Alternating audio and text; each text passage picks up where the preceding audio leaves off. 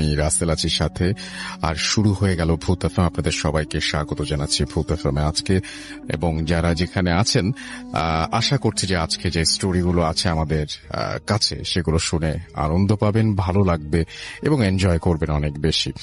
আমরা এখন যেটা করব সেটা হচ্ছে যে সরাসরি চলে যাব আমাদের প্রথম অতিথি ডক্টর আলিফের কাছে এবং তার কাছ থেকে একটা ঘটনা শুনে আসবো। আশা করছি যে এই ঘটনাটি আপনাদের ভালো লাগবে। চলুন শুনে আসি ডক্টর আলিফের ঘটনা।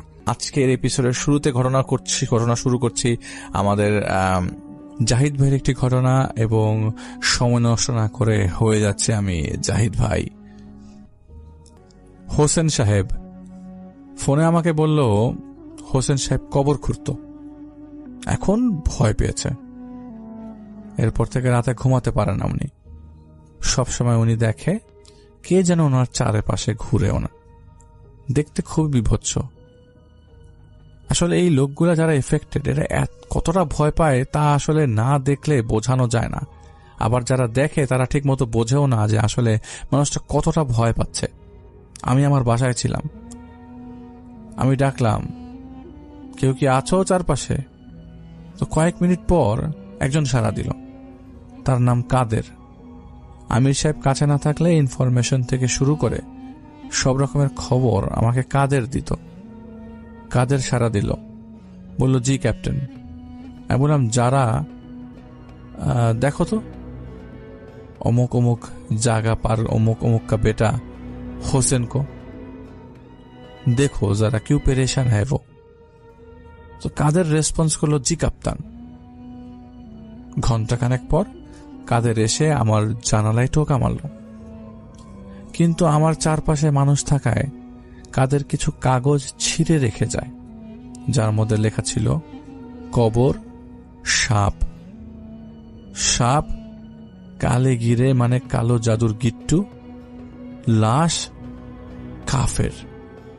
কাফের মাশারাল জিন্নি, খুন মাশারাল জিন্নি, কান্ধ। এই শব্দগুলো মানে হলো কবরের আশপাশে সাপ, আর সাপ কালো জাদুর ইফেক্ট আছে, লাশ যে সে কাফের। এবং এটা বলার জন্য আরেকবার লিখেছে কাফের। মাশারাল জিন্নি বলে বুঝিয়েছে জিন আছে, খুন বলে বুঝিয়েছে মারার চেষ্টা হচ্ছে, আবার মাশারাল জিনের পর কান্ধ বলে বুঝিয়েছে জিন কাঁধের উপর চাপ দিচ্ছে। মানে হোসেন সাহেবের উপর জিনের প্রভাব আছে। জানা তো লাগবে কেন এমন হলো। সেই চিন্তা থেকে আমি যাই শহরের বাইরে, হোসেন সাহেবের বাড়িতে। হোসেন সাহেবের বাড়িটা গ্রামের বড় বাড়ি যেমন তেমন সেরকম। বাড়ির উল্টো দিকে ছিল এল শেপের মতো, টিন শেড হলেও দেখতে দারুণ সুন্দর।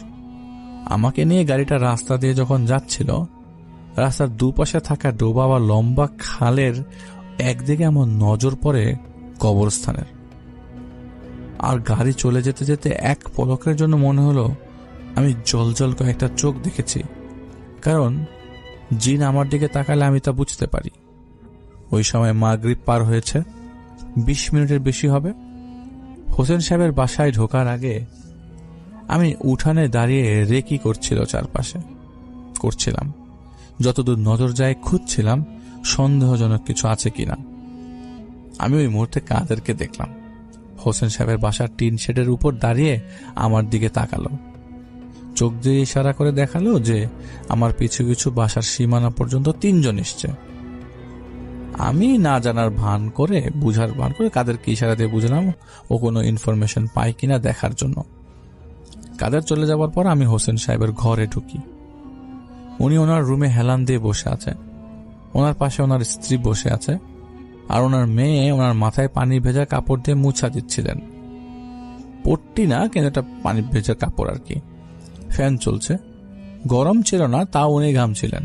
ওনার কপালটা বারবার পরিষ্কার করছিল। আর ওনার শরীর ধীরে ধীরে খারাপ হচ্ছিল গত কয়েকদিন যাবৎ।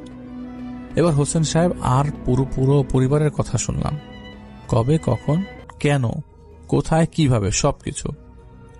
ওই গ্রামের এক লোক চাঁদ মৌলভী নামর, উনি মূলত কবিরাজ। নাম চাঁদ মৌলভী হলেও উনি কিন্তু মৌলভী ছিলেন না। উনি ঝাড়ফুঁক থেকে শুরু করে যা যা করা যায় করতেন। কিন্তু ভালো পন্থায় করতেন না, আর ওনাকে কেউ তেমন পছন্দ করত না। ঘটনার দিন দুপুরে মারা যায় চাঁদ মৌলভী। তার ভিটার উঠানেই মরে পড়েছিল সেই লোক। এখন মারা গেল, লাশ দাফন করা নিয়ে একরকম ধাক্কাধাক্কি শুরু হয়। কে কাটবে মাটি, কারণ চাঁদ মৌলভীকে কেউ পছন্দ করে না। এই হোসেন সাহেব সহ আরো 2 জন লোক কবর খুঁড়তে পারেন, সুন্দর করে কবর খুঁড়তে পারেন। সেদিন আবার হোসেন সাহেব ছিলেন গ্রামের বাইরে, তো উনি আস্তে আস্তে মাগরিবের ওয়াক্ত হয়ে যায়। তো তখনও কেউ চাঁদ মৌলভীকে গোসলও করায়নি। তো হোসেন সাহেব জানার পর উনি এসে নিজে তদারকি করতে লাগলেন। আর শুধুমাত্র তদারকির বিষয়টা না, বিষয়টা হচ্ছে কোনো কবর দেওয়ার আগে কবরের জায়গাটা ভালো করে সিলেক্ট করা, কতটুক মাটি কিভাবে খুঁড়বে, এটা একটা প্ল্যান করার দরকার হয়। তো তদারকি করছিলেন। আর যতই হোক, মানুষ আর তার ঠিকানা 3 হাত মাটিরই। যতই কথা বলি, হোসেন সাহেবের কথা মনে হলো, মানুষটাকে তো দাফন দিতে হবে, এভাবে তো হবে না, লাশটাকে তো সারাক্ষণ ফেলে রাখা যাবে না। তো চাঁদ মৌলভীর গোসল চলার সময় কবর খুঁড়তে চলে যান হোসেন সাহেব, আর তার সাথে একজন যায়। তো চার্জার লাইট লাগানো ছিল সেখানে। মাটির 1 হাত কবর করার পর হোসেন সাহেবের সাথে যে ছিল, সে তার এক জরুরি কাজে চলে যায়, এরপর একটু পর আসবে বলে। তো হোসেন সাহেব একা একাই কবর খুঁড়ছিলেন। মাটি সরালো, কেন জানে মাটি কমছিল না। মাটি বেশ শক্তও ছিল না যে কমবে না। তাও কিছুক্ষণ মাটি কাটার পর উনি বারবার তাকাচ্ছিলেন। ওনার হিসেবে 1 ঘন্টায় উনি কবর খুঁড়ে ফেলেন, নরমালি খুঁড়তে পারেন, আর এতক্ষণে কবর তো খুঁড়ে যাবার কথা ছিল। হোসেন সাহেব দাঁড়িয়ে তখন ভাবছিলেন, টের পেলেন পায়ের তলায় পানি পানি লাগছে। আলো বেড়ে দেখতে পান কবরের তলাটা ঘামছে, বিন্দু বিন্দু জমা পানির মতো। এখন এমন হবার কারণ উনি বুঝতে পারলেন, দাগি আসামির যেমন জেল হয় অন্ধকার, ঠিক তেমনি দাগি বান্দার কবর, এবং দাগি বান্দার কবর তো অন্ধকারের সাথে স্যাঁতসেঁতে তো হবেই। হোসেন সাহেব গামছা দিয়ে তাও কবরের ফ্লোরটা মুছার চেষ্টা করছিলেন, মুছে দিলেন, কিন্তু এর মধ্যে চারদিক দিয়ে গরম বাতাসের তুফান বয়ে গেল। বাতাস, অনেক বাতাস, গাছের ময়লা হোসেন সাহেবের চোখে এসে ঢুকতে লাগলো। গরম বাতাস সাথে বৃষ্টি পড়া শুরু হয়ে গেল। বৃষ্টির পানিটা কেমন যেন একটা উৎকট গন্ধ ছড়াচ্ছিল চারিপাশে, আর গন্ধটা কেমন ঝাঁঝালো ছিল। তো হোসেন সাহেব বাড়ি ফিরে এলেন। ওনার কানের মধ্যে গরম ভাপ লাগছিল। এদিকে বৃষ্টি শুরু হয়ে যাওয়ায় পাশের বাসা থেকে চিৎকার করে এক প্রতিবেশী জানতে চাইল, এই লাশ এখন কি করবে, এই লাশকে কি করবে। মানে তখন প্রতিবেশীদের মধ্যে এক ধরনের উৎকণ্ঠা শুরু হয়ে যায়, এই লাশ এখন এখানে কি হবে, এই লাশ এখানে রাখা হবে, এই লাশকে কবর দেওয়া হবে না, দাফন করা হবে না। এটার মধ্যে সবার এই নিয়ে সবার একটা উৎকণ্ঠা শুরু হয়। কারণ গ্রামের বাড়িতে যখন কেউ মারা যায় এবং কেউ যদি এর কবর দিতে না চায়, তাহলে এর মধ্যে বেশ সমস্যার সৃষ্টি হয়। তো বৃষ্টি তো শুরু হয়েছে, আর এখন নাকি লাশের পেট ফুলে যাচ্ছে, সাথে সাথে নাক দিয়ে নাকি পোকা বের হওয়া শুরু হয়েছে। তো হোসেন সাহেব চিৎকার দিয়ে পাশের প্রতিবেশীকে বললেন, লাশটা যাতে সেফ থাকে, আপনারা লাশ ঠিক মতো রাখেন। বৃষ্টি শেষ হলে ওনারা যত রাতি হোক লাশ দাফন করবেন। এটা বলে উনি বাসায় চলে যান।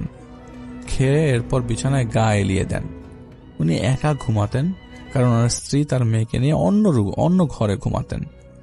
জানালায় ঠক ঠক শব্দ ওঠে, ওনার ঘুম ভেঙে যায়, রীতিমতো কাঁচা ঘুম। তখনও টিনের চালে 1-2 করে বৃষ্টির ফোঁটা পড়ছে। ঘুম ভাঙার পর ওনাকে কে জানি বলল, এক্ষুনি মাটি দিতে হবে, লাশের অবস্থা খারাপ, বদনামি ছাড়িয়ে যাবে গ্রামের নাইলে। তখনই কাঁচা ঘুম ভাঙার মধ্যে হোসেন সাহেব বের হয়ে যান। তো বিদ্যুৎ ছিল না। উনি কবরের কাছে যে অবাক হয়ে যান, মাটি সব ধুয়ে আবার সেই কবরের মধ্যে চলে গেছে। ডুবা ডুবা কাদা, বোঝা যাচ্ছে এখানেই কবর ছিল, কারণ 1 বিঘত করে মাটি ছিল না। কবরের আকার বোঝা যাচ্ছিল। সাথে সাথে কোদালটা নিয়ে নেমে পড়লেন উনি। আল্লাহর নাম ডাকতে ডাকতে উনি জোর লাগিয়ে কাদা টানছিলেন কোদাল দিয়ে। 1 হাত কাদা সরানোর পর উনি কোদাল চালালে কোদাল মনে হলো আটকে গেছে কিছুর মধ্যে, টানলেও আসছিল না। কাঁধ চিত করে ঘুরালেও কোদাল আসে না। উনি তখন দেখলেন একটা বাচ্চা ছেলে দৌড় দিয়ে ওনার কাছাকাছি এসে জিজ্ঞেস করলো, দাদা কবর খোঁড়া হয়েছে কিনা? তো উনি জবাব দিলেন না। তখন সেই বাচ্চা দৌড় দিয়ে চলে যায় সেখান থেকে।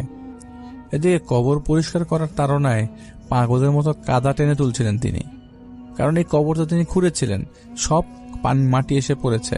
তো প্রথমে সহজ হচ্ছিল, তো 2 হাত মুঠি করে তিনি তুলে ফেলে দিতে লাগলেন। এমন সময় কাঠের খাটিয়া খ্যাচ খ্যাচ শব্দ ওনার কাছে চলে আসে। তো উনি এতই ব্যস্ত ছিল কবর পরিষ্কার করার সময়, তিনি ভালো করে কারোর দিকে তাকানই নাই। একজন বলল, লাশ আনছি, লাশ। উনি বলল, দাঁড়া, আর 10 মিনিট বাকি। তো ওনার তো খালি মাথায় টেনশন যে আমার এখন কবর থেকে মাটি সরাতে হবে, কারণ লাশ পচে যাচ্ছে, লাশ থেকে না লাশের শরীর থেকে পোকা বের হচ্ছে, এটাও তো ওনার মাথায় বেশ পোহাচ্ছিল। তো উনি কাদা পরিষ্কার করছিলেন, খেয়ালও করছিলেন না কি এসছে। এমন সময় কবরের অপর দিক দিয়ে কাদায় ফচফচ করার মতো শব্দ আসতে লাগলো। কাদার মধ্যে পাড়া দিলে যেমন ক্যাচর কচর শব্দ হয় সেরকম। দেখে ওনার মনে হলো কাইচ্চা বা কুইচ্চা, যেটা আপনারা বলেন, যেটা সাপের মতো, কিন্তু সাপ না, 12 থেকে 15 ইঞ্চি হবে, আরো একটু লম্বা হয়। উনি এটা দেখে অবাক হলেন, আরো অবাক হলেন। কুইচ্চা যেখানে বা কুচে মাছ যেখানে, সেখানে একটা গর্ত, আর ওই গর্ত থেকেই এগুলি বারবার কবরে ঢুকছে। উনি উপর থেকে শক্ত মাটি না পেয়ে কবর থেকে উপরে ওঠেন এবং রীতিমতো যুদ্ধ করে, কারণ লাশের খাট রেখে বাকি লোকগুলো চলে গেছে। আজব দুনিয়া, আজব ঘটনা। উনি কয়েকটা গালি দিয়ে কোদাল হাতে নিয়ে পাশে উঁচু জায়গা থেকে কয়েক কোদাল মাটি কাটেন। এরপর সেই মাটি নিয়ে কবরের কাছে ফিরে এসে কবরে নামেন। লাশের পেট ফুলে ঢোল হয়ে আছে, এটা উনিও দেখতে পান কাফনের উপর দিয়ে। এদিকে চার্জারের আলো কমতির দিকে। কুইচ্ছে এক একটা ধরে ধরে বাইরে ছুঁড়ে মারেন ওই গর্তে তিনি, এবং ওই গর্তগুলোও তিনি আটকে দেন। এরপর ভালো মতো পরিষ্কার করছিলেন কবর, যাতে কাদা না থাকে। কটকট শব্দ এলো, সাথে একটা জানোয়ারের মুখের শব্দ পাচ্ছিলেন তিনি, শিয়াল। উনি সাথে হুশ হুশ করে উঠে দাঁড়ান। এই অল্প আলোয় উনি দেখতে পান 2টা সাদা জল চোখে লাশ, জলজল চোখ লাশের পায়ের সামনে, আর সেই লাশের পা দেখা যাচ্ছে কাফন সরানো। এমন সময় আবার শুরু হয় ঝুম বৃষ্টি। কি করবেন না করবেন, কি মানে কোনো মানুষ নাই তো, হেল্পিং হ্যান্ড নাই তো, কবর না, এই হেল্পিং হ্যান্ড না পেয়ে চিৎকার দেওয়া শুরু করলেন, পরিচিত জনদের নাম ধরে ডাকছিলেন, কিন্তু কারোর কোনো শব্দ, কেউ কোনো শব্দ পায় না। বানের পানির মতো চারপাশ থেকে এই কবরের দিকে পানি আসছে।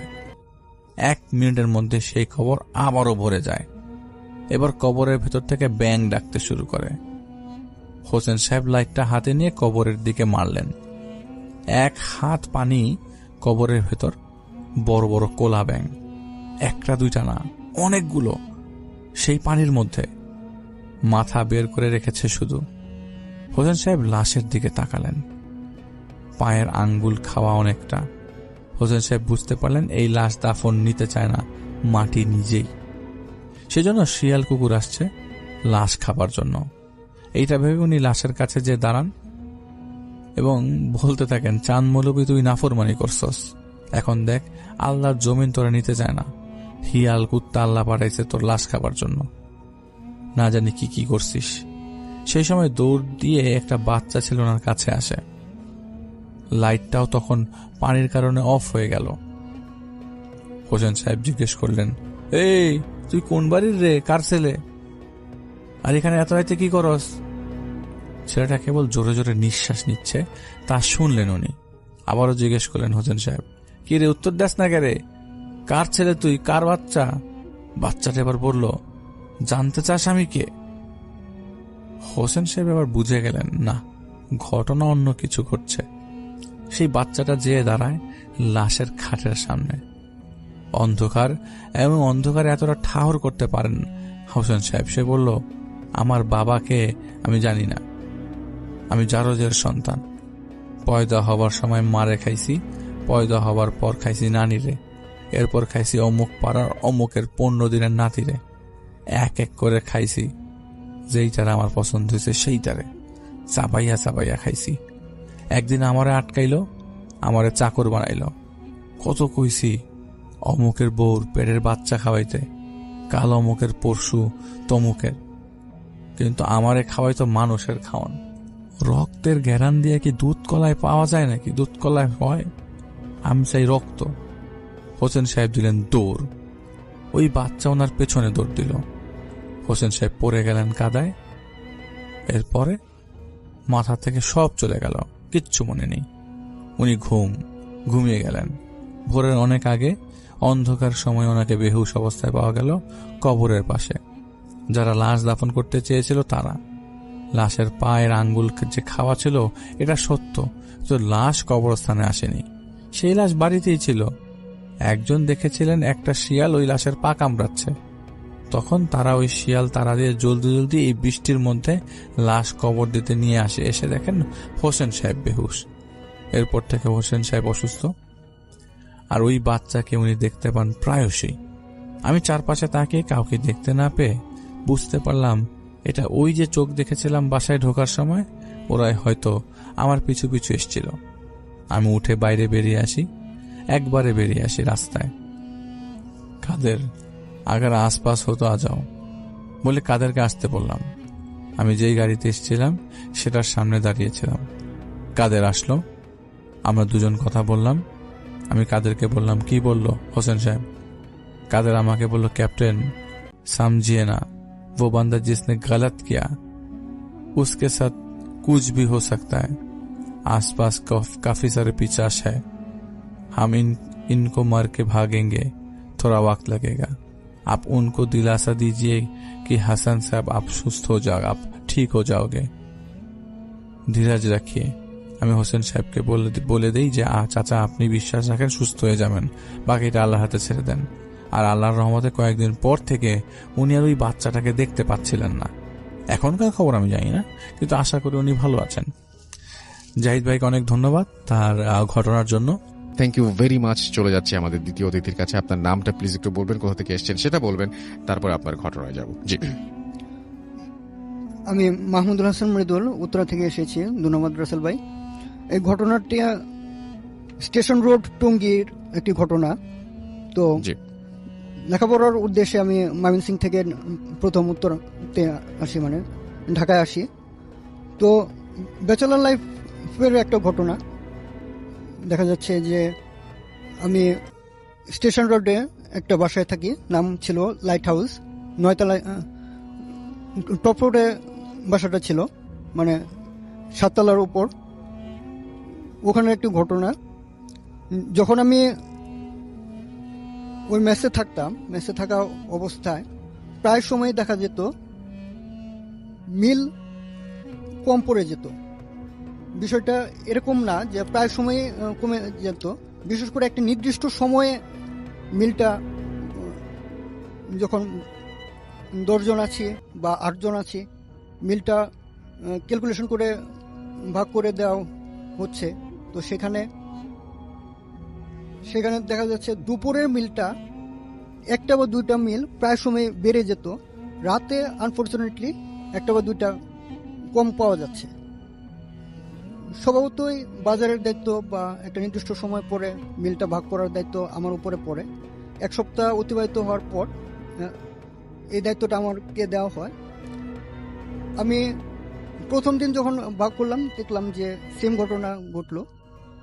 দ্বিতীয় দিন আমাকে আবার দায়িত্ব দেওয়া হলো। তখন আমি গ্রেটফুলি আমার এক বড় ভাইকে সঙ্গে নিলাম যে ভাইয়া দেখেন আজকে 1 সপ্তাহ ধরে একই ঘটনা ঘটছে, তো নিশ্চয়ই এখানে কোনো ঘটনা থাকতে পারে। তো দুজনে মিলে গুনে গুনে 10টা বা 12টা মিল ভাগ করে দেওয়া হয়েছে। পাশাপাশি আমার যে রুমমেট ছিল, তো ওই রুমমেটটা একটা কল সেন্টারে চাকরি করতো। কল সেন্টারে ওই ভাইকে বলে রাখলাম যে ভাইয়া আপনি তো বাসায় থাকেন, আপনার তো নাইট ডিউটি, তো আপনি এই বিষয়টা একটু খেয়াল রাখবেন যে দুপুরের মিলটা কম পড়ছে না, কিন্তু রাতে এরকম কেন হচ্ছে। পরবর্তীতে ওই ভাইয়াটা বিষয়টা বুঝতে পারলো। বুঝার পরে খুব সম্ভবত রাতে 9টা বা 9:30 এরকম বাজে, সে রেডি হচ্ছে যে তার কল সেন্টারের কাজে যাবে। তো দেখলো কি একটা বিদ্যুটে কালো বিড়াল, মানে মানে এরকম বিশ্রী একটা কালো বিড়াল সাতালের উপরে আসছে।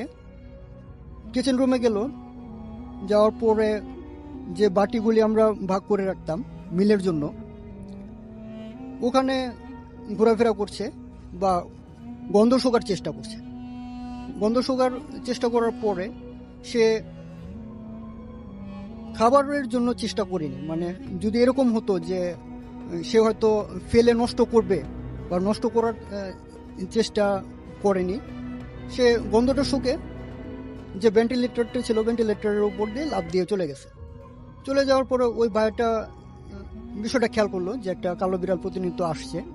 তো সে ওয়াশরুমে গেল। ওয়াশরুমে যাওয়ার ফ্রেশ ট্রেশ হয়ে যখন সে আবার কিচেন রুমের দিকে গেল, দেখা গেল যে 2টা মিল এখানে কম পড়ে গেছে। তো এই ঘটনার কিছুদিন পর আবার কাকতালীয়ভাবে, মানে খুব সম্ভবত 1 সপ্তাহ হবে, 1 সপ্তাহ পরে আমার স্কুলের এক ফ্রেন্ড আমাকে ফোন দিয়ে জিজ্ঞেস করছে যে বন্ধু তুমি কই আছো বা নতুন কোন জায়গায় উঠলাম। পরে আমি কথা প্রসঙ্গে বললাম যে আমি তো স্টেশন রোডের একটা বাসায় উঠলাম, তো 7 তলায় থাকি। তো আমার যে ফ্ল্যাটটা এটার পাশে হচ্ছে একটা অংশ খোলা ছাদ, আর একটা অংশে হচ্ছে 2টো রুম, ওখানে আমি ব্যাচেলার থাকি। তো সে কথা প্রসঙ্গে আমাকে একটু সতর্কতা বলবো না, মানে নর্মালি বললো যে দেখো একটু সাবধানে থেকো। তো কথা প্রসঙ্গে কথা বললাম। তো কিছুক্ষণ পর আমি কথা শেষ করলে মোবাইলের কথাটা শেষ করলাম, শেষ করে আবার আমার বাবা মাকে ফোন দিলাম যে আমি আলহামদুলিল্লাহ ভালো আছি। তো 1 সপ্তাহ যেহেতু হয়ে গেছে, খোঁজখবর নেই। তো তারপর দেখা গেল কথা শেষ করেছি, আচমকা আমি টপ ফ্লোরের দিকে তাকালাম। অর্থাৎ 7 তলার যে টপ ফ্লোরটা একটা অংশ, ওইখানে কার্নিশ আছে, তারপর উপরে যে পানি ট্যাঙ্কটা আছে। তো ওইখানে আমি টপ ফ্লোরটাতে আচমকা তাকালাম। তাকানোর সাথে সাথে আমার কেমন জানি মনে হলো যে আমার শরীরটা একটু কাঁপুনি দিল। কাঁপুনি দেওয়ার পর আমি অদ্ভুত কিছু বিষয় দেখতে পেলাম, যে একটা কালো জামা পরা, এটা ঠিক বোরকার মতো না, আবার সিমিলারও না, একটা অন্য ধরনের একটা পোশাক। তো কালো পোশাক পরা ওই মেয়েটা আমার দিকে তাকিয়ে আছে, মানে এমন ভাবে তাকিয়ে আছে যে দেখে মনে হচ্ছে যে আমার প্রচন্ড ক্ষোভ আমার প্রতি। মানে আমাকে পারলে সে হেনস্থা করবে বা কোনো মারধরের একটা আশঙ্কা আছে, যে আমাকে ওভাবে সে আমার দিকে দৃষ্টিটা ওইভাবে সে তাকিয়ে আছে। তো এটা দেখে আমি প্রথম অবস্থায় ঘাবড়ালাম না, যে এটা হয়তো আমার মনের ভুল, এরকম কোনো কিছু ঘটনা ঘটতে পারে, যেহেতু আমি নতুন জায়গায় এসেছি। তো হয়তো এটা আমার মনের ভুল হতে পারে। তো এটা আমি পরীক্ষা করার জন্য চোখটা বন্ধ করলাম। চোখটা বন্ধ করার 30 সেকেন্ড পরে আমি আবার তাকালাম। তো দেখলাম যে ওটা কালো কোনো মেয়ে না। তো সাথে সাথে সে রূপ পরিবর্তন করলো, মানে চেহারাটা এমনভাবে পরিবর্তন করলো যে একটা দেখা যাচ্ছে যে কোনো পাখির মতো, হয়তো সেটা উট পাখির মতো হতে পারে বা বিশাল আকার কোনো পাখি হতে পারে। পাখিটা এটা আমার সচরাচর দেখা কোনো পাখি না, ন্যাশনাল জিওগ্রাফিক বা ডিসকভারিতে যেরকম দেখা এরকম কোনো পাখি না। তো দেখে সাথে সাথে আমার কাছে মনে হলো যে সিমিলার, মানে আমার বাস্তব জীবনের সাথে মিলছে না। তো সাথে সাথে ওরকম একটা পাখির মতো হয়ে সে উড়ে চলে গেল। তো ওটা দেখার সাথে সাথে আমি ও বাবা গো এটা বলে আমি একটা চিৎকার করলাম। মানে চিৎকার করার সাথে সাথে আমার মনে হলো যে কেউ হয়তো আমাকে স্ট্রেচারে করে নিয়ে যাচ্ছে, স্ট্রেচারে করে 4-5 জন ধরে আমাকে কোথাও নিয়ে যাচ্ছে। আর নিয়ে যাওয়ার পর আমার মাথায় পানি ঢালছে। তো এরপর আমার কিছু মনে নেই। তারপর যখন সকালে আমি ঘুম থেকে উঠলাম, ঘুম থেকে ওঠার পর আমার যে রুমমেট ছিল বা আমার পাশের বেডে যিনি ছিলেন, তাকে আমি জিজ্ঞেস করলাম যে ভাইয়া কালকে রাতে তো এরকম একটা ঘটনা ঘটেছে। তো আমার প্রচন্ড গরম ছিল, তো আমি ছাদে গিয়েছিলাম কথা বলার জন্য, মোবাইলে কথা বলার জন্য। তো এরকম একটা ঘটনা ঘটেছে, এরকম আমি দেখেছি। তখন সে একটু বিরক্ত হলো, মানে এমন ভাবে বিরক্ত হলো যে তুমি কি এখানে মজা করতেছো, মানে সিনিয়র বড় ভাই, মেসের সিনিয়র বড় ভাই, তুমি কি মজা করতেছো যে এরকম কোনো ঘটনা? তুমি কি জানো গত রাতে এমন বৃষ্টি হয়েছে যে ফ্যানটা পর্যন্ত বন্ধ রাখতে হয়েছে, আর তুমি বলতেছো যে তোমার গরম লাগছে, তুমি ছাদে গিয়ে এরকম একটা দৃশ্য দেখছো। তো ওই বড় ভাইকে কোনোভাবেই আর বিশ্বাস করাতে পারছি না যে এটা বড় ভাই আসলে এরকম একটা ঘটনা ঘটছে। তখন আমার মনে হলো, তখন আমি একটু কনফিউজড হয়ে গেলাম যে এটা আসলে কি এটা আমার মনের ভুল। তখন আমি সাথে সাথে আমার মোবাইলটা বের করলাম, মোবাইলটা বের করে চেক করতে চাইলাম যে আমি গত রাতে আমার ওই স্কুলের ওই ফ্রেন্ডকে ফোন দিয়েছিলাম বা বাবা মাকে ফোন দিয়েছিলাম, তো ওটা আমি চেক করি যে তাহলে তো বোঝা যাবে যে আসলে এরকম কোনো ঘটনা ঘটেছে কিনা, বা আমি টাইমটা মিলিয়ে দেখার চেষ্টা করলাম। তো আমার ফোনটা নিলাম, ফোনটা নেওয়ার পরে আমি কাকতালীয়ভাবে খেয়াল করলাম যে আমার ডায়ালে কোনো নাম্বার নেই বা কোনো মিস কল নেই বা কোনো রিসিভ করা নেই, সম্পূর্ণ ব্ল্যাঙ্ক অবস্থায় আছে। তো এই ঘটনার 5-6 দিন পর একদিন আমি আমার পলিটেকনিক থেকে বাসায় গেলাম।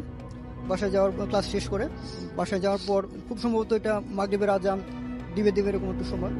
তো আমি বাসায় গেলাম, বাসায় ওই টাইমটাতে কেউ ছিল না, আমি একাই দরজা খুলে ভিতরে গেলাম। ভিতরে যাওয়ার পর ভিতর থেকে একটা ধূপ জ্বালালে যেরকম গন্ধ হয় ঠিক সেরকম একটা গন্ধ। আমার মনে হলো যে কেউ ধূপ জ্বালিয়েছে।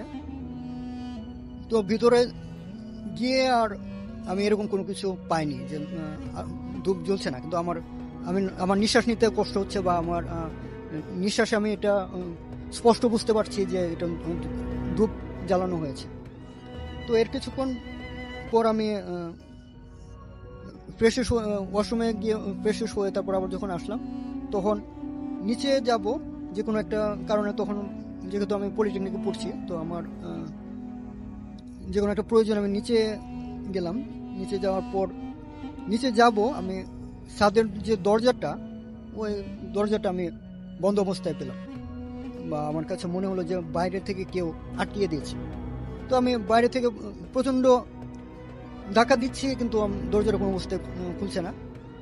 তো যেহেতু আমরা একবারই টপ ফ্লোরে থাকতাম, বা এখানে নিচে একবারে নিচে, আপনার শেষ করতে হবে ঘটনাটা কি হয়েছে, তারপরে আমি তারপরে আপনি মূল ঘটনায় আসি আমরা।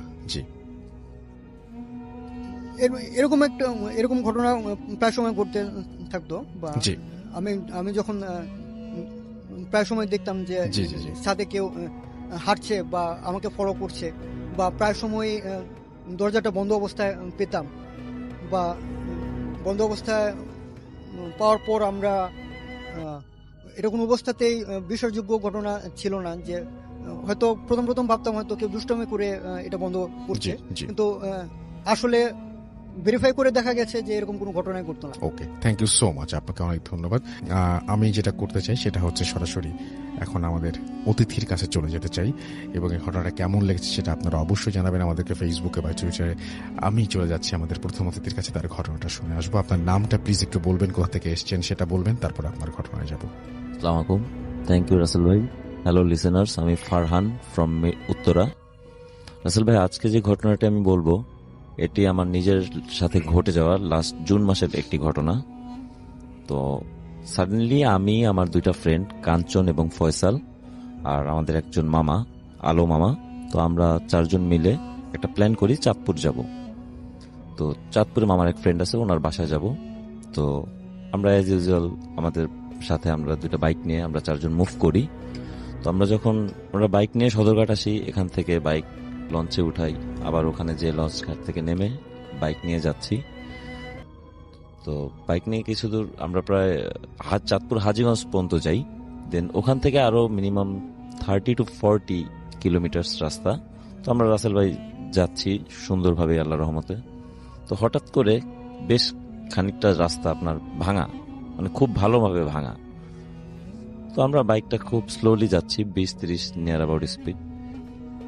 তো ওইখানে একটা জিনিস যেটা নোটিস করার মতো, কোনো ল্যাম্প ছিল না, গ্রাম, একে তো গ্রাম, তো কোনো ল্যাম্প পোস্ট ছিল না বা কোনো আলো ছিল না। তো বাইকের হেডলাইটে যতটুকু আলো ওটা থেকেই যাচ্ছি।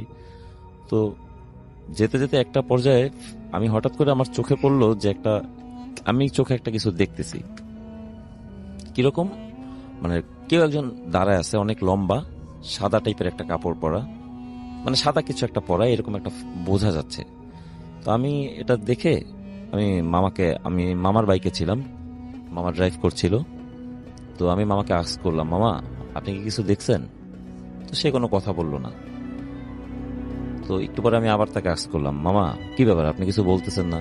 তো বলতেছে, কথা বলিস না, তুই পারলে দোয়া পড়। আর এর মাঝখানে উনি মানে 3 বার কাশি দিছে রাসেল ভাই। তো এই জিনিসটা আমি ছোটবেলা শুনেছি যে কেউ কিছু দেখলে বা কোনো কিছু এরকম ফিল করলে তখন দেখতাম, মানে শুনতাম যে কাশি দিছে, এই স্টাইলের একটা ইয়া দিছে। তো মামাও দেখলাম সেম। তো বলতেছে তুই দোয়া পারলে দোয়া পড়। আমি অ্যাজ ইউজুয়াল দোয়া পড়তেছি। তো কিছুক্ষণ পরে আমরা যখন যে আমাদের যে ডেস্টিনেশন ছিল ওখানে যে পৌঁছানোর পরে মামাকে আমি আবার আস্ক করলাম, মামা আপনি এরকম করলেন কেন, বললেন না কেন? তখন মামা বলল, আমি ওইখানে মানে আমিও এই জিনিসটাই দেখছি যে একটা মহিলা টাইপ, অনেক লম্বা, সাদা কাপড় পরা, ওনার চুল মানে সামনের দিকে দেয়া, এই টাইপের একটা কিছু। তো আর চোখ দিয়ে মানে মনে হচ্ছে ব্লাড পড়তেছে। তো মামা বলতেছে এরকম একটা, আমি এই জিনিসটা দেখছি, আর এইসব যখন দেখে তখন কথা বলতে হয় না, তখন দোয়া দুরুদ পড়তে হয়, তাহলে এটা চলে যায়। তো আমরা অ্যাজ ইউজুয়াল ওখান থেকে জিনিসটা ক্রস করে চলে আসছি। তো পরের দিন আমরা সেম টাইমে মানে 3টা-4টার দিকে বিকেল বেলা আমরা বের হয়েছি ঘুরতে। তখন ওই এলাকার যে মামার বাসায় গেছি, ওনার সাথে উনিও আমাদের সাথে ছিল। তো আমরা ওই জায়গাটা থেকে যাচ্ছি, তখন ওনাকে জিজ্ঞেস করলাম, মামা এই জায়গাটা এরকম একটা বিষয় আমরা তো নোটিস করলাম গতকালকে, এখানটা কি আসলে কেমন? তখন উনিও বললো যে এই জায়গাটা খুব একটা ভালো না, এখানে এরকম রাত বিরাতে প্রায় এই ধরনের ইনসিডেন্ট দেখা যায়। এটাই ছিল আমার ঘটনা। থ্যাংক ইউ সো মাচ আপনার ঘটনার জন্য। একটু বলতে চাচ্ছি, আমার কিছু লিসেনার্স শুনছে না, আমরা এটা চাচ্ছি না এখন বলতে। থ্যাংক ইউ সো মাচ, আপনাকে অনেক ধন্যবাদ আপনার ঘটনা বলার জন্য, এবং যারা শুনছেন তাদেরকে আমি আমার পক্ষ থেকে ধন্যবাদ জানিয়ে দিচ্ছি। আসসালামু আলাইকুম শ্রোতা বন্ধুরা, আমি সামির আনসারি। আজকে আপনাদের মাঝে এখন যেই ঘটনাটি শেয়ার করব, এটি আমাকে দেশের বাহির থেকে পাঠিয়েছেন নাজমুল ভাই। তিনি বর্তমানে অস্ট্রেলিয়া থাকেন। যদিও এটি বাংলাদেশের একটি ঘটনা, তবে কিভাবে নাজমুল ভাই এটা সংগ্রহ করেছেন সেটা তিনি শুরুতে আমাকে উল্লেখ করেছেন। ঘটনাটি শুনলেই আপনারা বুঝতে পারবেন। নাজমুল ভাইয়ের একটাই ছেলে। সেই ছেলেটা ছোটবেলা থেকে কথা বলতে পারে না, তবে সবার কথা কিন্তু সে ঠিকই বুঝতো, ইশারা ইঙ্গিতে ঠিকই কথা বলতে পারত। এটা তার জন্মগত একটা অসুস্থতা ছিল। এই জন্য তিনি ডাক্তারের পরামর্শ নিয়ে স্পেশাল চাইল্ডদের যে স্কুল আছে সেখানে ওনার সন্তানকে ভর্তি করিয়ে দেন। তো ভর্তি করে দেওয়ার পর তানভীর নামে এক বাংলাদেশি ভাইয়ের সাথে ওনার পরিচয় হয়। সেই তানভীর ভাইয়ের ছেলেরও একই সমস্যা, সেও কথা বলতে পারে না। সেই ছেলেটার নাম ছিল মাসুম। তবে মাসুমের এই সমস্যাটা একটু ব্যতিক্রমে ছিল। 7 বছর বয়স পর্যন্ত সে ঠিকই কথা বলতে পারত। এরপর থেকেই তার অসুস্থতাটা শুরু হয়। তো ক্লাস করতে করতে দেখা যায় যে গার্ডিয়ানরা তো একসাথে দেখা সাক্ষাৎ হয়। সে সময় সেই তানভীর ভাইয়ের সাথে নাজমুল ভাইয়ের বেশ ঘনিষ্ঠতা হয়। দুই পরিবার এতটাই ঘনিষ্ঠতা হয় যে প্রায় সময় একজন আরেকজনের বাসায় আসতো। তো ঈদের সময় গত বছর নাজমুল ভাইয়ের পরিবার সেই তানভীর ভাইয়ের ফ্যামিলিকে ইনভাইট করে যেন ঈদের দিনটা সারাদিন থেকে রাতে যাতে তাদের বাসায় নাইটটা স্টে করে। তো ঈদের দিন ওনারা 10টা-11টার দিকে সেই বাসায় চলে যায়, মানে নাজমুল ভাইয়ের বাসায় সেই তানভীর ভাইয়ের ফ্যামিলি চলে যায়। তো লাঞ্চের সময় মোটামুটি সবাই দুপুরে খাওয়াটা খেয়ে নেয়, কিন্তু তানভীর ভাইয়ের ছেলে মাসুম সে আসলে খেতে চায় না। সেই ইশারাতে বোঝে তার আসলে খিদা নাই। বিকেলের দিকে নাজমুল ভাই একটা বিষয় খেয়াল করছে যে সেই মাসুম তার বাবার সাথে কেমন যেন একটা আচরণ করছে। সেই ইশারা দিয়ে বোঝাচ্ছে তার খিদা লেগেছে, সে বুঝতে পারছিল, কিন্তু তার চেহারায় রাগ ভাব এবং চেহারাটা লাল হয়ে যাচ্ছিল। কষ্টা ছেলে ছিল তো, চেহারা দেখেই সেটা বোঝা যাচ্ছিল। তো নাজমুল ভাই তার স্ত্রীকে বলে, দেখো বাচ্চাটার খাওয়া রেডি করে দাও, টেবিলে দাও, সে খেয়ে নিবে। কিন্তু এই যে খাওয়াটা বাড়তে যাবে 5 মিনিটের মধ্যেই নাকি দেখছে যে সেই মাসুম তার বাবা মাকে এতটাই বিরক্ত করছে যে সে একবার তার বাবাকে কামড় দিয়ে ধরছে হাতে, বা তার মাকে এরকম কামড় দিয়ে ধরছে, এবং তারা কিন্তু স্বাভাবিকভাবে বিষয়টা নিচ্ছিল, খুব ঠান্ডা মাথায় জিনিসটা সামাল দিচ্ছিল সে তানভীর ভাই। এরপর খাওয়া দাওয়া হলে সেই মাসুমকে তার মা খাইয়ে দিয়েছিল, তবে যদিও আসলে বিষয়টা বলতে চাচ্ছিলেন না, তাও তিনি নাজমুল ভাই আমাকে বলে যে ভাই দেখেন, যে একটা 10-11 বছরের বাচ্চা যতটুকু খায় তা থেকে সেই মাসুম অনেক বেশি খাচ্ছিল। দেখা যায় যে 2 বাটি পোলাও সে নিমিষের মধ্যে, দেখা যায় 10-15 মিনিটের মধ্যে সে শেষ করে ফেলেছে, তাও সে খেতে চাচ্ছে। তখন তানভীর ভাই বিষয়টা দেখে অনেক একটু লজ্জা পেয়ে যায় এবং তিনি বুঝে যায় যে গেস্টের বাসায় এটা আসলে একটা লজ্জাজনক বিষয়। তখন তিনি মাসুমকে ডেকে ওই যে ডাইনিং এর পাশে যে বেসিনটা ছিল সেখানে তিনি হাত মুখ ধুয়ে দিচ্ছিলেন, কিন্তু তারপরও সে মাসুম খুব চিৎকার চেঁচামেচি করছিল যে সে খাবেই, সে মানে খাওয়ার টেবিল থেকে উঠবেন, এবং সে দ্রুত তার বাবার হাতটা ঝাড়ি দিয়ে সরিয়ে সে যে ডাইনিং এর যে প্লেট গ্লাস ছিল সে সেটা ফ্লোরে ফেলে দেয়। যখন সেরকম পাগলামি করছিল তখন নাজমুল ভাই বিষয়টা বুঝতে পেরে তিনি এবং তানভীর ভাই দুইজন মিলে মাসুমকে ধরে তারা রুমের দিকে নিয়ে যাচ্ছিল। কিন্তু নাজমুল ভাই যেটা বলে যে ভাই, বাচ্চাদেরকে এই প্রথম ধরবার পর বুঝলাম যে ওর শরীরটা কেমন, মানে এমন মনে হচ্ছিল যে তার শরীরটা মানে শক্ত করে এসে রেখেছে এবং তাকে কোনোভাবে নাড়ানো যাচ্ছিল না। দুইজন মিলেও তাই সেই মাসুমকে ডাইনিং থেকে তাদের রুমে নিয়ে যাওয়া যাচ্ছিল না। যখন তার পাগলামি বেড়ে যায় তখন নাজমুল ভাই একটা বিষয় খেয়াল করে যে তানভীর ভাই তার স্ত্রীকে বলছে যে তুমি বাবাকে ফোন দিয়ে বলো সে হুজুরকে জানাইতে যে মাসুমের সমস্যা হচ্ছে, তাড়াতাড়ি জানাও। কথাটা কয়েকবার শোনার পর নাজমুল ভাই একটু সন্দেহ লাগে, তারপর অনেক কষ্টে সেই মাসুমকে ওনার রুমে নিয়ে বেডে বসানো হয়। তারপর কিছুক্ষণ পর আস্তে আস্তে সেই ছেলেটা স্বাভাবিক হয়, সেই মাসুম, এবং সে তখন ঘুমিয়ে পড়ে। নাজমুল ভাই তখন একটু সন্দেহ হয় যে কোনো প্যারানর্মাল কোনো সমস্যা ছেলেটার মাঝে আছে কিনা, এবং সেটা জানার জন্য তার বেশ কৌতূহল ছিল। অনেকক্ষণ পর গিয়ে রাতের খাওয়া দাওয়া যখন শেষ হয় তখন তিনি তানভীর ভাইকে বলেন যে ভাই কিছু মনে করবেন না, আপনার মাসুম কি অন্য কোনো সমস্যা আছে কিনা, এবং আপনাকে আমি দেখলাম যখন আমরা মাসুমকে রুমে নিয়ে যাচ্ছিলাম তখন আপনি ভাবিকে একটা কথা বললেন যে হুজুরকে জানানোর জন্য, বাবাকে ফোন দেওয়ার জন্য, আসলে বিষয়টা কি? শুরুতে তানভীর ভাই সেটা বলতে চাচ্ছিল না, কিন্তু পরবর্তী তিনি বলেন যে দেখেন ভাই, 2010 সাল থেকে আমি এরকম দেশের বাইরেই থাকি, ফ্যামিলিতে তো ওনার স্ত্রী আর এই যে 11 বছর ছেলে সেই মাসুম, তো অনেক বছর দেশে যাওয়া হয় না। 2019 সালে তিনি সর্বশেষ দেশে যান, এবং সেইবারের যাওয়াটাই যে ওনার জন্য কাল হয়ে দাঁড়াবে তা তিনি আজও মেনে নিতে পারেন না। 19 সালে দেশে যাওয়ার পর সিদ্ধান্ত হয় যে ওনার শ্বশুর বাড়ির নেত্রকোনায় এক শালার বিয়েতে সবাই যাবে। ওনার আগ্রহটা বেশ বেশি ছিল এই কারণে, তো অনেক বছর পর দেশে যাবে, গ্রামে আসলে এরকম যাওয়া হয় না, গ্রামের পরিবেশে তিনি মিশবেন এবং অনুষ্ঠানের উছিলায় সবার সাথে হয়তো দেখাও হবে।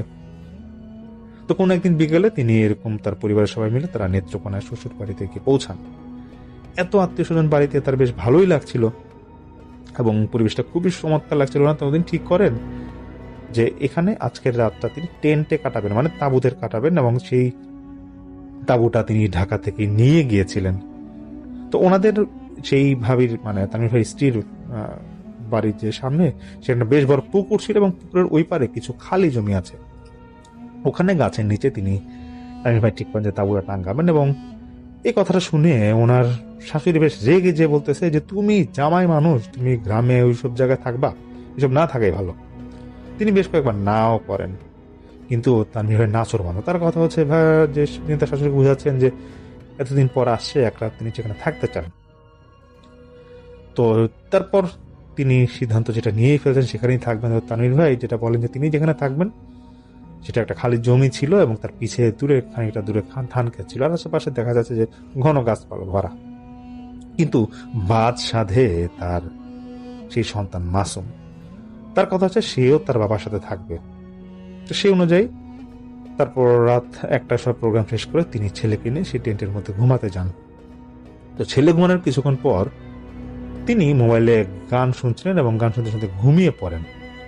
ভিতরটা বেশ ঠান্ডায় ছিল, কিন্তু হঠাৎ ওনার কাছে মনে হয় যে কেউ ওনার কানের পাশে ফু দিচ্ছে, মানে বাতাসটা ছিল গরম বাতাস, এরকম কানের পাশে ফু দিচ্ছে। সেই সাথে তার এটাও মনে হয় যে ঘুমের মাঝে তাকে কেউ ডাকছে নাম ধরে। স্বপ্ন দেখছেন কিনা এটা তার মনে নাই, এটুকু খেয়াল আছে যে অন্ধকারের মধ্যে এক মহিলা এসে ওনার বাচ্চাকে মানে মাসুমকে নিতে চাইছে। তানভীর ভাই উঠে যান তাড়াতাড়ি এবং দেখেন আশেপাশে কোন সমস্যা আছে কিনা। তিনি দেখছেন না সব ঠিক, চার্জার ফ্যানটা শুধু চলছে, বাচ্চাটা ঘুমাচ্ছে। তাহলে হয়তো স্বপ্নই দেখছেন তিনি। এরপর আবার ঘুমিয়ে পড়েন। প্রায় ঘন্টাখানিক পর ওনার বাচ্চার চিৎকারে তিনি লাফিয়ে ওঠেন। কোনোভাবেই ওনার বাচ্চা কান্না থামাচ্ছিল না, জোরে জোরে এসে চিৎকার দিয়ে কেঁদে যাচ্ছিল। প্রায় এরকম 10-15 মিনিট হবার পর তিনি বাচ্চাকে নিয়ে ঠিক করেন যে বের হয়ে যাবেন, কিন্তু বের হতে পারছেন। ওনার বাচ্চার শরীরটা এত ভার হয়ে যায় যে ওনার পক্ষে তাকে নড়ানো খুব কষ্ট হয়ে যাচ্ছিল, এবং তিনি তখন তার স্ত্রীকে বেশ কয়েকবার ফোন দেয়। এবং ফোন দিতে দিতে তিনি দেখেন যে যেখানে প্রায় ফুল চার্জের মতো মোবাইল ছিল, তখন দেখা যাচ্ছে যে মোবাইল পুরো বন্ধ হয়ে গেছে, আর চলছে না। তারপর ওনার বাচ্চা কিছুটা স্বাভাবিক হলে তিনি বাচ্চাকে বলছে যে বাবা কি হয়েছে, তুমি এরকম চিৎকার দিলা কেন? সেটা তখন ও কাঁপনে কাঁপনে গলায় সে বলছে যে বাবা তুমি তো ঘুমাইছিলা, আমি যখন ঘুমাইছিলাম তখন কেন জানি মনে হলো কেউ আমাকে ডাকছে। এরপর আমি চোখ খুলে দেখি লম্বা চূড়ালা কেউ একজন আমার বুকের উপর যাতা দিয়ে ধরে বসে আছে। আমার শ্বাস নিতে অনেক কষ্ট হচ্ছিল, এই জন্য আমি তখন চিৎকার দিই। তো তানভীর ভাই ভাবেন হয়তো এমন জায়গায় প্রথম ওনার বাচ্চা এসেছে এবং এমন জায়গায় শুয়েছে, এই জন্য হয়তো তার ভয় লেগেছে দেখে সেই কথাটা বলছে। তিনি তারপর তার বাচ্চাকে বুকে নিয়ে ঘুমিয়ে পড়েন। সকালে উঠে তিনি তাঁবু থেকে প্রথম বের হতে যাবেন সেই তানভীর ভাই। তো তিনি বের হয়ে একটু দেখবেন আশেপাশে এরিয়াটা কেমন, যেহেতু তার বাচ্চা ঘুমিয়ে আছে, ভাবে যে পরে তিনি ঘরে ঢুকবেন আর কি। তবে তাঁবু থেকে বের হবার পর তার তো বেশ ভয় লাগে, এই কারণে তিনি রাতে যেখানে 2 নারকেল গাছের মাঝে তাঁবুটা টাঙ্গিয়েছিলেন, এখন তিনি দেখছেন গত রাতের জায়গা থেকে বেশ খানিকটা দূরে সেই তাঁবু, প্রায় 15 কি 20 হাত দূরে। এবং তিনি যেখানে দাঁড়িয়েছেন তাঁবু থেকে বের হয়ে দেখছেন এখান থেকে কয়েকশো গজ দূরে 2-3টা পাশাপাশি কবর হয় না, যে গ্রামে অনেক সময় পারিবারিক ভাবে 2-3টা কবর বা 1-2টা কবর এরকম আশেপাশে দাফন দেয়, সেরকম কবর। তার কাছে তখন বিষয়টা ভালো লাগে না। তিনি ঠিক করেন যে না, তার ছেলেকে নিয়ে এখান থেকে যেতে হবে। তিনি যখন তাঁবুর ভিতরে ঢুকেন, তার বাচ্চাকে কোল নিতে যাবেন, গিয়ে দেখছেন তার বাচ্চার গলায় ফাঁস লাগালে যেরকম দাগ পড়ে সেরকম লাল দাগ হয়ে আছে গোল আকারে। তারপর তিনি তাড়াহুড়া করে বাচ্চাকে ঘুম থেকে উঠিয়ে সেখান থেকে তার ঘরে এসে তার স্ত্রীকে ঘুম থেকে জাগান, এবং স্ত্রীকে তিনি একটু রেখে গিয়ে বলতেছেন তোমাকে আমি রাতে কতবার ফোন দিলাম, তুমি ফোন ধরলা না কেন? তার স্ত্রী মোবাইল তিনিও চেক করলেন, তার স্ত্রীও চেক করে দেখছেন যে আসলে কোনো ফোনই আসে নাই। তারপর তিনি তার স্ত্রীকে বলেন যে কি হয়েছে না হয়েছে। তার শাশুড়িও তখন আসেন, সবকিছু শুনেন। শ্বশুর শাশুড়ি আসার পর খুবই রেগে যায় এবং গিয়ে বলতেছে যে তোমার কি দরকার ছিল যে ওখানে বাচ্চা নিয়ে থাকবার জন্য? এমনি তো জায়গাটা ভালো না, তোমাকে কতবার বুঝালাম কালকে, তারপর তুমি কাজটা করলা। যা হোক, যেটা হওয়ার হয়েছে, প্রোগ্রাম শেষ হোক, দুপুরের পর এলাকার যে মসজিদের হুজুর আছে ওনার কাছে মাসুমকে নিয়ে যাও, সে ঝাড়ফুঁক দিয়ে দিলে দেখা যাক কি হয় না হয়। তো তারপর সেই তানভীর ভাই তিনি বিকালের দিকে তার ছেলেকে না মসজিদের হুজুরের কাছে যান এবং হুজুরকে বলেন আসলে তিনি রাতে কি সমস্যায় পড়ছেন, ওনার ছেলে কি সমস্যায় পড়ছে, এগুলো বলা হয়। তো হুজুর তখন বলতেছে যে দেখেন বিষয়টা কি, যে বাচ্চা মানুষ তো 6-7 বছরের বাচ্চা, ওকে নিয়ে আসলে আপনার রাত ওই জায়গায় থাকা ঠিক হয় নাই। আর এমনিতেও ওই বাড়ির এক মেয়ে বেশ কয়েক বছর আগে সেখানে ফাঁস দিয়েছিল গাছে। বাকিটা তো বুঝিনি, আপনি মুরব্বী মানুষ, না বোঝার কিছু নাই। যাক, আশা করি বাচ্চাটা ভয় পাইছে, সমস্যা আর হবে না। তো সেইখানে সেই হুজুরের কথা শুনে তামিম ভাই এসে পড়েন এবং একদিন পরেই সেই বিয়ে বাড়ি থেকে তিনি ঢাকায় তার পরিবার সহ চলে যান।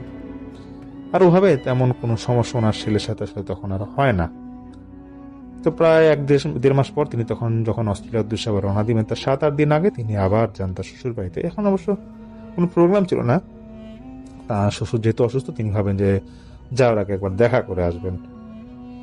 তো বিকালে তিনি শ্বশুর বাড়ি যাওয়ার পর বিকালে তিনি তার ছেলেকে নিয়ে মাসুমকে নিয়ে ছাদে একটু খেলাধুলা করছিল। তো মাগরিবের খুব কাছাকাছি সময়ে উনি যখন ছাদ থেকে নামতে যাবে তখন ওনার মোবাইলে একটা ফোন আসে। তো তিনি তখন আনমনা হয়ে অনেকক্ষণ ধরে কথা বলতেছেন, এদিকে মাগরিবের আজানও দিয়ে দেয়। হঠাৎ ধুম করে এরকম ধুপধাপ করে একটা আওয়াজ হয়। তারপর তিনি ওই যে ছাদে এরকম হয় না যে অনেক সময় খেলতে গেলে পড়ে গেলে ফ্লোরের মধ্যে যেরকম আওয়াজ হয়, সেরকম একটা আওয়াজ পান। তিনি খেয়াল করে দেখছেন সে মাসুম ছাদের একবারে কিনারায় সে পড়ে গেছে, বিল্ডিং এর পাশে সে ছিটকা খেয়ে পড়ে গেছে এবং চিৎকার করে কাঁদতেছে। তানভীর ভাই তখন দ্রুত সেখানে গিয়ে কাছে যান। তিনি বলে যে তাপমাত্রা নর্মাল যেভাবে ছিল সেখানে যাওয়ার পর তার কাছে কেন জানি, তার ছেলের কাছে যাওয়ার পর তার কেন জানি মনে হলো স্বাভাবিকের থেকে তাপমাত্রাটা বেশ ভালোই বেশি ছিল। মানে আগুনের পাশে দাঁড়ালে যেরকম তাপ থাকে সেরকম একটা তাপ তিনি অনুভব করেন। ওনার ছেলে আঙ্গুল দিয়ে ইশারাতে বলতেছে, বাবা ওই মহিলাটা আমাকে ধাক্কা দিয়ে ফেলেছে, তুমি ওকে বকা দাও। তানভীর ভাই যখন দেখছে তার ছেলে 2-3 বারই কথাটা বলছে, তিনি আশেপাশে দেখেন কেউ সেখানে নাই। বাচ্চাকে নিয়ে তিনি দেরি করেন না, ঘরে এসে পড়েন। মনে করেন যে ছাদে খেলতে গিয়ে হয়তো বাচ্চা ছেলে এরকম পড়ে গেছে, বকা খাবে, এই ভয়ে এখন সে এই কথাগুলো বলতেছে। ঠিক সেই রাতেই এক অদ্ভুত ধরনের স্বপ্ন দেখে তানভীর ভাই। তিনি নাকি দেখেন যে চুল ছাড়া একজন বামন আকৃতির মহিলা দাঁড়ায় আছে তার বিছানার সামনে। সে উকি মেরে দেখতেছে যে তানভীর ভাইয়ের সাথে কে ঘুমানো। তারপর যখন দেখে তার বাচ্চাটা ঘুমিয়ে আছে, তখন সেই মহিলাটা তানভীর ভাইয়ের কাছে অনুরোধ করে বাচ্চাটাকে নিয়ে যাবে, এটা বারবার অনুরোধ করছিল। তানভীর ভাই তার ছেলেকে বুক চেপে আঁকড়ে ধরে রেখেছিল, তারপরও সেই মহিলাটা হাত লম্বা করে টান দিয়ে তার ছেলে মাসুমকে নিয়ে যেতে যায়। চোখ খুলবার পর তানভীর ভাই দেখেন যে ওনার ছেলে জায়গা মতোই আছে এবং তিনি শরীর তার প্রচন্ড ঘামাচ্ছিল। তিনি তারপর রাতে ঘুমায় পড়েন কাউকে কিছু না বলে। পরের দিন খুব সকালে তিনি সেই মসজিদের হুজুরের কাছে যান এবং হুজুরকে বুঝিয়ে বলে, দেখেন হুজুর, আমি আবার সমস্যায় পড়ছি, এরকম সমস্যাটা গতকাল রাতে হয়েছে, আমার ছেলের সাথে হয়েছে, আমার সাথে হয়েছে, আমি কোনো বাজে স্বপ্ন দেখছি, আর যেহেতু আমি দেশের বাইরে চলে যাব, আপনি কি করা যায় একটু বুদ্ধি দেন। তো হুজুর বলতেছে যে দেখেন, দুষ্ট জিন এমন একটা খারাপ জিনিস যে এটা আসলে বাচ্চাদের উপর যদি ভালোভাবে নজর দেয় তাহলে কিন্তু ওদের সুস্থ হওয়াটা বেশ কঠিন হয়েছে। আপনি এক কাজ করেন, আপনি যত দ্রুত সম্ভব এখান থেকে চলে যান, আর থাকেন না, আর আপনি নামাজ কালাম পড়েন, আল্লাহর কাছে দোয়া করে দেখবেন সবকিছু ঠিকঠাক হয়ে যাবে। তো সেদিন দুপুরে পরে পরিবার নিয়ে তিনি তখন তানভীর ভাই ঢাকায় চলে যান। তো 4 দিন পর ওনার ফ্লাইট। এখনো সেই দিনটার কথা তার মনে আছে। মঙ্গলবার ছিল সেই দিনটা। খুব সকালে তিনি কিছু ব্যক্তিগত কাজে বের হয়ে পড়েন। বাসায় ছিলেন ওনার স্ত্রী আর মা আর তার সেই ছোট বাচ্চা মাসুম। দুপুরের দিকে ওনার স্ত্রী ফোন দিয়ে কাঁদতে থাকেন এবং কাঁপা কাঁপা গলায় বলতেছে, ভয় কিছু বলতে পারছে না এবং খুব আতঙ্কের স্বরে বলতেছে যে তুমি তাড়াতাড়ি বাসায় আসো, দেখো বাসায় কি হয়েছে। তানভীর ভাই তো ভয় পেয়ে যান এবং তিনি দ্রুত বাসায় গিয়ে দেখে যে ওনার ছেলে বিছানায় শুয়ে আছে আর মিনমিন করে কি যেন বলতেছে আর কাঁদতেছে আর হিচকে টানতেছে। তো ওনার স্ত্রী তখন বলে যে দুপুরে খাওয়া দাওয়ার পর তিনি এবং তার শাশুড়ি মানে তানভীর ভাইয়ের মা এবং মাসুম এক ঘরে ঘুমাইছিল।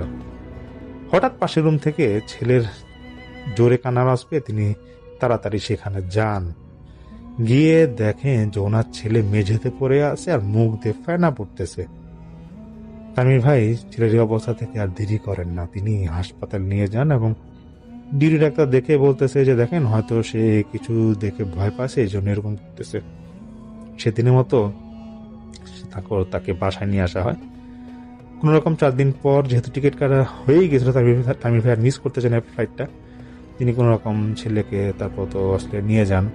তারপর তিনি যেটা বলেন যে আস্তে আস্তে সেই ছেলেটা তার কথা বলা কমায় দেয় এবং আর কথা বলেই না। অলৌকিক বা রহস্যময় কোনো ঘটনা কিনা তিনি জানেন না। এরকম প্রায় 4 বছরের কাছাকাছি হয় ওনার ছেলেটাকে আর কথা বলেন না। ডাক্তার দেখানো হয়েছে কিন্তু দেশের বাইরে সেই অস্ট্রেলিয়ার ডাক্তাররাও কোনো রোগ নাকি আর খুঁজে পায় না। তিনি আজও জানেন না যে এটা সমাধান কি এবং এখনো তিনি নাকি কিছু কিছু স্বপ্ন দেখেন এবং সেই স্বপ্ন তাকে এক হুজুর বলেছে যেটা আসলে প্রকাশ করতে মানা করেছেন এবং তিনি নাজুন ভাইকে বলেন এই সমস্যাগুলো হলে দেশে একজন হুজুর পরিচিত আছে, সেই হুজুরকে মাঝে মাঝে এরকম সমস্যা পড়লে তিনি আসলে দেখা যায় কোনো মাধ্যমে এটা সমস্যার সমাধানটা করার চেষ্টা করে। এবং ওনার ছেলে মাসুম কিন্তু আসলে সবসময় কাজগুলো করে না, হুটহাট করে তার মাঝে নাকি সমস্যাটা হয়। আগে থেকে এখন অনেক কমে গিয়েছে, কিন্তু আজকে কেন আবার হলো তিনি আসলে বলতে পারেন না। তো শ্রোতা বন্ধুরা, এটা আসলে সেই নাজমুল ভাই, সে তামিম ভাই থেকে সংগ্রহ করে ঘটনাটা পাঠিয়েছেন। এবং তিনি নাজমুল ভাই বলেছেন, যেহেতু ওনার চোখের সামনে তিনি বিষয়টা দেখেছিলেন, বিষয়টা যে কত ভয়ানক ছিল উনি তারপরে টের পেয়েছেন। এবং বলেছেন যে সেই তামিম ভাইয়ের কাছে যদি আরো ঘটনা থাকে, আসলে ওনার ছেলের সাথে এরকম প্রায়ত ঘটনা ঘটে, যদি এরকম ঘটনা তিনি সংগ্রহ করতে পারেন, অবশ্যই সেই ভাই আমাদেরকে ঘটনাটা পাঠাবেন। শ্রোতা বন্ধুরা, এটাই ছিল আসলে ঘটনা। আমরা চলে যাব আমাদের পরবর্তী অতিথির কাছে। আপনার নামটা একটু প্লিজ বলবেন সবাইকে, তারপরে আপনার ঘটনায় যাব এবং আশা করছি যে আপনাদের এই ঘটনাটা ভালো লাগবে। চলুন শুনে আসি আমাদের দ্বিতীয় অতিথির ঘটনা। জি, থ্যাংক ইউ রাসেল ভাই। আমি এরশাদ, উত্তরা থেকে। জি, আসসালামু আলাইকুম লিসনার্স। রাসেল ভাই, আজকে যে ঘটনাটা বলবো এটা আমার একটা কালেক্টেড স্টোরি। ভূতে প্রেমের পর ভালোবাসা থেকে নিজের যে ইউজুয়াল জবগুলো থাকে তারপর তো খুঁজে বেড়াই যে কোথায় কোন স্টোরি পাওয়া যায়। তো এটা হচ্ছে, যেহেতু আমি উত্তরা থাকি, উত্তরাকে আপনারা বলতে পারেন এটা উত্তরা মডেল টাউন না বলে হাসপাতাল মডেল টাউন বলতেন, বিকজ লট অফ হসপিটালস আর দেয়ার। প্রত্যেকটা অলিতে গলিতে হসপিটালস, ক্লিনিক ভরা। তো ওরকম একটা হসপিটাল আমি, যেহেতু অ্যাভয়েডেবল সার্কামস্টেন্সেস, আমি এটা বলছি না, নামটা বলতেছি না, এবং যে এটা লাশ ভাই অ্যাম্বুলেন্সের একজন ড্রাইভার, ওনার নামটা আমি আসল নামটা বলবো না আর কি। সো ওনার সাথে আমার গত পরশু দেখা হয়। তারপরে দেখা হতে আমি চা খাচ্ছিলাম, তো জিজ্ঞেস করলাম যে ভাই এরকম এরকম। তো উনি ওনার একটা স্টোরি বললেন, that was happened last month. উনি যেটা বলেছিলেন, ওনার একদম উনি যেভাবে বলেছেন ওভাবে বলতেছি আমি। এটা একটা যে কোনো একটা হসপিটালে একটা লোক মারা গিয়েছে রাত, লিভার সিরোসিস হয়েছিল, রাত 9টার দিকে মারা গিয়েছে। হি ওয়াজ ফ্রম কাশীপুর। কাশীপুর হচ্ছে গিয়ে বরিশালের একটা ছোট গ্রাম। তো ওখান থেকে ওনাকে, ওনার ওই যে ভদ্রলোক মারা গিয়েছেন তার মামা ছিলেন, আপন মামা, এবং তার এক দুঃসম্পর্কের ভাই, এরা দুজন। তো সে, ওই লোকের নাম, ড্রাইভারের নাম হাসান ভাইকে তারা রেন্ট করলো ওই লাশটা নিয়ে যাবে। তো হাসপাতালের আপনার ফর্মালিটিস মেনটেন করে ওরা লাইক 11:30টার দিকে, রাতটা 11:30টার দিকে রওনা করে। হাসান ভাই সাথে ছিল একজন, তার যে একজন হেল্পার থাকে ও ছিল, মামা, ওই ডেড বডির মামা, আর সেই দুঃসম্পর্ক, তার 4 জনে। তো ওরা আরিচা হয়ে না গিয়ে ওরা আপনার মাওয়া হয়ে রওনা করছে। মাওয়াতে একটু দেরি হয়েছে, কারণ এখন নদীতে অনেক পানি। মাওয়া থেকে ওরা ফেরি পার করে কেওড়াকান্দি যেতে প্রায় 2.5 ঘন্টা। তো লাইক ওরা কেওড়াকান্দির ওদিকে পৌঁছতে প্রায় 3:30 বেজে গেছে রাত্রে। তো কেওড়াকান্দি থেকে সোজা গিয়ে ভাঙ্গা থেকে তারপরে গৌরনদীর দিকে যেতে আপনার মানে দুই পাশে তেমন কোনো লোকালয় নাই, দুই পাশে আপনার ধানি জমি, অনেক লম্বা জায়গা। তো উনি যেভাবে বললো যে আমরা ভাঙ্গা পাস করে লাইক 15-20 মিনিট আমরা ড্রাইভ করছি, হঠাৎ করে আমার গাড়ির সামনে মনে হলো এটা বানরের মতো পড়ছে। তো বানরের মতো পড়ছে দেখে আমি গাড়িটা খুব হার্ড ব্রেক করলাম। যখনই আমি ব্রেক করে আসলে তখন দেখলাম যে না, একটা বানর না, অ্যান্ড ওইটা আসলে বানর ছিল না, এটা বানরের মতো দেখতে, কিন্তু মুখটা হচ্ছে কি আপনার এগুলো খুবই ছোট ছোট, মুখটা মানুষের মতো, কুৎসিত মানুষের মতো, কিন্তু প্রত্যেকটা লেজ আছে এবং গায়ে বড় বড় পশম। তো এই জিনিস আমার জীবনে কখনো দেখিনি। তো ওরা গাড়িটাকে এমনভাবে ওরা অনেকগুলো মিলে অ্যাটাক করছে যে গাড়িতে ওরা কেউ ইয়ের উপরে উঠতেছে, উইন্ডশিল্ডের উপর উঠতেছে, লাফালাফি করতেছে, এবং তাদের চোখগুলো ছিল হচ্ছে আপনার একটু বড় বড়, লালচে এবং জল করতেছিল।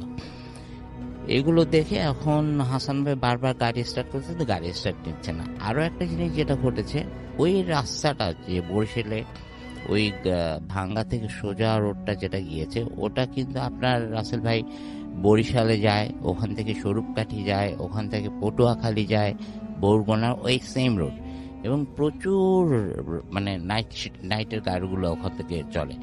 কিন্তু উনি আমাকে বললো যে এরশাদ ভাই, ওই যে সময় এই ঘটনাগুলো যে ঘটতেছে, there was not a single bus, no mini bus, no truck, nothing, কিচ্ছুই পাচ্ছিলাম না।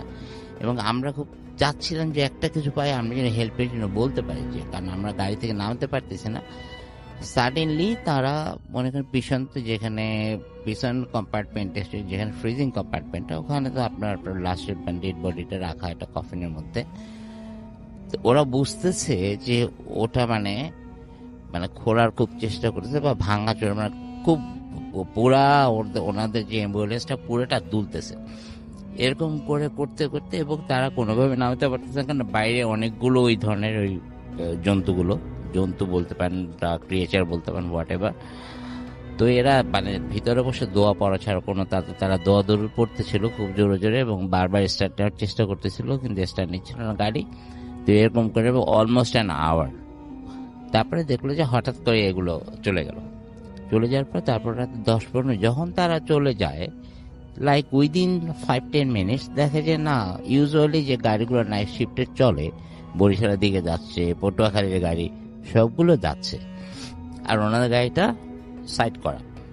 তখন ওরা একটু মনের মধ্যে সাহস আসলো, তখন নামলো, নেমে পিছনে গিয়ে যা দেখলো, আসলে it was out of their imagination. দেখলো যে তারা কফিনটা তো রাস্তায় পড়ে আছে, কফিনটা ভাঙাচোরা পুরা, এবং কফিনের মধ্যে ডেড বডির শুধু পাঁজরের কিছু হাড় এবং স্কেলটা ছাড়া আর কিছুই নেই। আমাকে হাসান ভাই বলতেছিল যে এরশাদ ভাই, যে আপনি যদি বিশ্বাস করেন, এক ফোঁটা রক্ত কোথাও ছিল না, রক্তটা লাইক আমরা যেমন যদি মুরগি খাই বা কিছু খাই, যেভাবে আমরা চিবিয়ে খাই, ঠিক ওইভাবেই ছিল। There is not a single drop of blood, ব্লাডগুলো কেউ চাইটা খায় নিচ্ছে সব।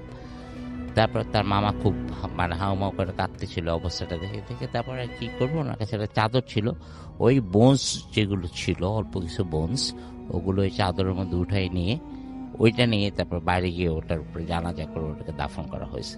এই ছিল স্টোরি রাসেল ভাই। Thank you so much. আপনাকে অনেক ধন্যবাদ আপনার ঘটনার জন্য, এবং আশা করছি যে এই ঘটনাটা আপনাদের ভালো লেগেছে।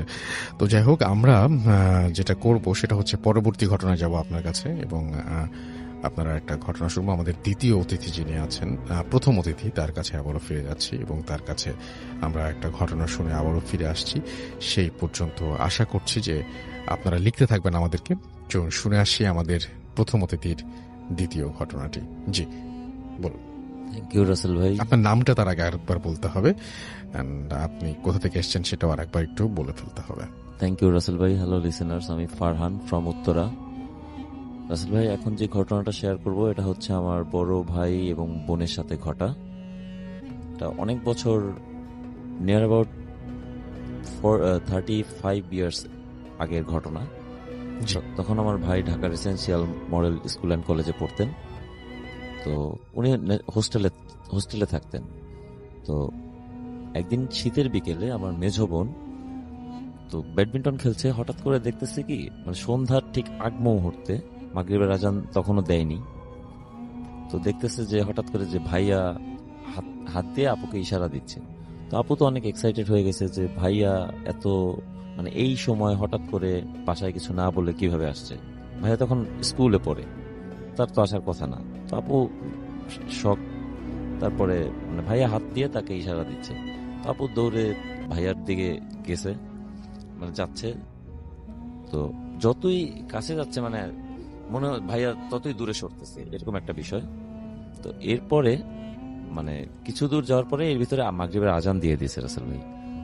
তো আমি তার আগে একটু বলে রাখি রাসেল ভাই, আমার হোমটাউন বরিশালে। তো আমাদের যে বাসাটা, ওটা বাসার একটা পোর্শন আপনার একটু ব্যাকওয়ার্ড, এবং ওইখানে এই টাইপের অনেক প্যারানরমাল অ্যাক্টিভিটিসের অনেক বিষয় এখানে আছে। তো ওইটা হচ্ছে তিনটা বাসার মিলে একটা কর্নার রাসেল ভাই। তো ওই কর্নারের দিকে যাচ্ছে। তো এমন সময় আমার কাজিন ছিল আমার আপুর সাথে। তো আমার কাজিন আমার আপুকে বলতেছে, তুই কোথায় যাচ্ছিস? বলতেছে, তুই দেখতেছিস না দাদা আসছে, ঢাকা থেকে দাদা আসছে। তো আপু বলতেছে, কোথায় দাদা? দাদাকে তো দেখা যাচ্ছে না। তো আপু বলতেছে, সামনেই তো দাঁড়ানো আছে। তো বলতেছে, কোনো দাদা আসে নাই, তুই চল ভিতরে চল। এই কথা বলে আপুকে ভিতরে নিয়ে আসে। আসার পরে আপুকে জিজ্ঞেস করে, মানে আমার আম্মার কাছে ঘটনাটা বলতেছে আমার কাজিন। তো আপু আম্মার সাথে এইভাবে শেয়ার করছে যে আপু দেখছে যে আমার বড় ভাই আসছে, তখন মানে হোস্টেলের এসেন্সিয়াল মডেল স্কুল অ্যান্ড কলেজে হোস্টেলের একটা ড্রেস থাকে, ড্রেস কোড আছে ওদের। তো ওইরকম একটা ড্রেস পরা ভাইয়া আপুকে হাত দিয়ে ইশারা করে ডাকছে। তো এটাই ছিল ঘটনা, আসলে কেউ ছিল না ওইখানে, এটা আপুর একটা ইয়া ছিল। ধন্যবাদ আপনাকে। আমরা চলে যাচ্ছি আমাদের নতুন অতিথির কাছে। আপনার নামটা প্লিজ একটু বলবেন, কোথা থেকে এসেছেন সেটা বলবেন, তারপর আপনার ঘটনায় যাবেন। আসসালামু আলাইকুম রাসেল ভাই। ওয়ালাইকুম আসসালাম। Hello listener, I am Inzamam from old Dhaka. আসলে আজকে যে ঘটনাটা আপনাদের মাঝে আমি শেয়ার করতে যাচ্ছি, ঘটনাটা হলো হসপিটাল রিলেটেড, যেটা হচ্ছে ঢাকার ভিতরে কোনো একটা মেডিকেল কলেজ। আসলে এই মেডিকেল কলেজকে ঘিরে বা এরকম জায়গাটাতে অনেক বছর আগে একসাথে অনেক মানুষের মারা বা লাশের ঘটনা আছে, যেটা আছে মেডিকেল কলেজটা যখন শুরু হয় কার্য বা তার আগের কিছু মানুষকে মেরে ওখানে নর্দমার ভিতর ফেলা হয়েছিল। জি। তো তারপরে ওই জায়গাটাতে মেডিকেল কলেজ গড়ে তোলা হয়। তারপর মেডিকেল কলেজ অনেকদিন পরিত্যক্ত ছিল। এরপর বেশ কয়েক বছর হলো যে মেডিকেল কলেজটা চালু হয়। আমি মেডিকেল কলেজটার নাম আসলে বলতে চাচ্ছি না, আপনি ঘটনায় চলে যান। মেন ঘটনা হচ্ছে আমার আম্মু এবং আমার খালাতো ভাইয়ের সাথে। আমার আম্মু আমার খালাতো ভাইয়ের বাসা, আমার আন্টির বাসায় 2 বছর আগে বেড়াতে আসে। দেন আমার আম্মু একদিন মেডিকেল কলেজে ঘুরতে যাওয়ার পরে আমার আন্টি ওখানে সিনিয়র স্টাফ নার্স, ওনার কাছে যাওয়ার পরে উনি ঘুরে টুরে যখন বের হয় হসপিটালের সারাউন্ডিং পরিবেশটা উনি ভালোভাবে দেখতে চাই। তো উনি ঘোরাঘুরি করে ছোট খালাতো ভাইকে সাথে করে নিয়ে। তো ঘোরাঘুরি করতে করতে এক পর্যায়ে আমার আম্মু একটা 38-40 ইয়ার্সের একটা মহিলাকে আমার আম্মু নোটিস করে। উনি আমার আম্মু আমার ছোট যে ভাইটা যেখানেই যাচ্ছে সেখানেই ওই মহিলাটা আমার আম্মুদের সামনে সামনে ঘোরাঘুরি করতেছে। আমার আম্মুরা যে ফোর্সে যাচ্ছে তার আগে ঘুরে উল্টা দিক থেকে আমার আম্মুদের সামনে। তো বিষয়টা আমরা ফার্স্টে নর্মালি নেই, তারপরে আসলে ছোট ভাইটা অনেক ভয় পায়। তো আমি একটু বলে রাখতেছি যে ওই মহিলাটার মানে হিজাব করা টাইপের, বোরকা টাইপের কিছু পরা ছিল এবং তার চোখ দুইটা আপনার হয়তোবা দেখবেন যাদের জন্ডিস থাকে বা বিলিরুবিন যাদের বেশি থাকে তাদের শরীরের কালারটা একটু হলুদ জাতীয় হয়। সেম মহিলার মুখের গড়ন বা চোখের মানে যে কালারটা ওরকমই দেখতে। তো এরকম কিছুক্ষণ ডিস্টার্ব করার পরে আমার আম্মুরা বিব্রত হয়ে ওখান থেকে বাসায় চলে যায়। আমার আম্মু পরের দিন দুপুরবেলা ঘুমাচ্ছে, ঘুমের ঘরে আমার আম্মুকে কেউ যেন হাত ধরে গায়ে টাচ দিয়ে ডাকাডাকি করে। তো আমার আম্মু তখন ঘুম থেকে উঠে খুব খারাপ অবস্থা থাকে। আমার আম্মু আমাকে কল দেয় যে আমি একটু অসুস্থ, যার কারণে ঢাকা থেকে চলে যেতে হবে। তো আমি তখন আন্টির বাসায় ছিলাম না, আমি অন্য এক জায়গায় ছিলাম। তো আমার আম্মুর সাথে ওই দিন যে ঘটনাটা ঘটলো, তারপরের দিন ছোট ভাই আমার যে খালাতো ভাই ও একটু অসুস্থ হয়। ও এরকম ভুলভাল ঘুমের ঘরে ভুলভাল মানে বলে, বিভিন্ন ধরনের কথা সে বলতে থাকে। এরপরের দিন আমার আন্টি আমার সেই ছোট ভাইকে, উনি রাত্রেবেলায় ডিউটিতে যখন যায় তখন আমার ছোট ভাইকে সাথে করে নিয়ে যায়। তো সাথে করে নিয়ে গেলে রাত্রে যখন ছোট ভাইকে একটা জায়গায় ঘুমাইতে দেয়, ঘুমানোর পরে আমার আন্টি ডিউটির কাজে ব্যস্ত হয়ে যায়। কিছুক্ষণ পরে আমার আন্টি নোটিস করে, বলে রাখি যে বছর 2 আগে সেই মেডিকেল কলেজটা একেবারেই অচল ছিল, তার মানে রোগী হতো না, খুব কম মানুষের যাতায়াত, সেখানে কোনো মানুষ তেমন একটা যাইতো না। তারপরে আমার আন্টি নোটিস করে যে ওই অন্য ডিপার্টমেন্ট থেকে মোটা কণ্ঠে কেউ একজন ডাকতেছে, আমার ছোট ভাইটাকে রাইন রাইন বলে ডাকতেছে। তো এই জিনিসটা অনেকক্ষণ এরকম নোটিস করার পরে ওদিন যে কোনোভাবে আমার আন্টি ডিউটি থেকে চলে এসে তারপরে বাসায় একটু ঝামেলা, আমার ছোট ভাইটা এরকম ভুলভাল দেখে, ভুলভাল বকে, আমাকেও বলে যে এরকম জিনিস দেখছি বা এরকম খারাপ কিছু দেখছি। আসলে রাসেল ভাই এই ছিল আমার ঘটনা।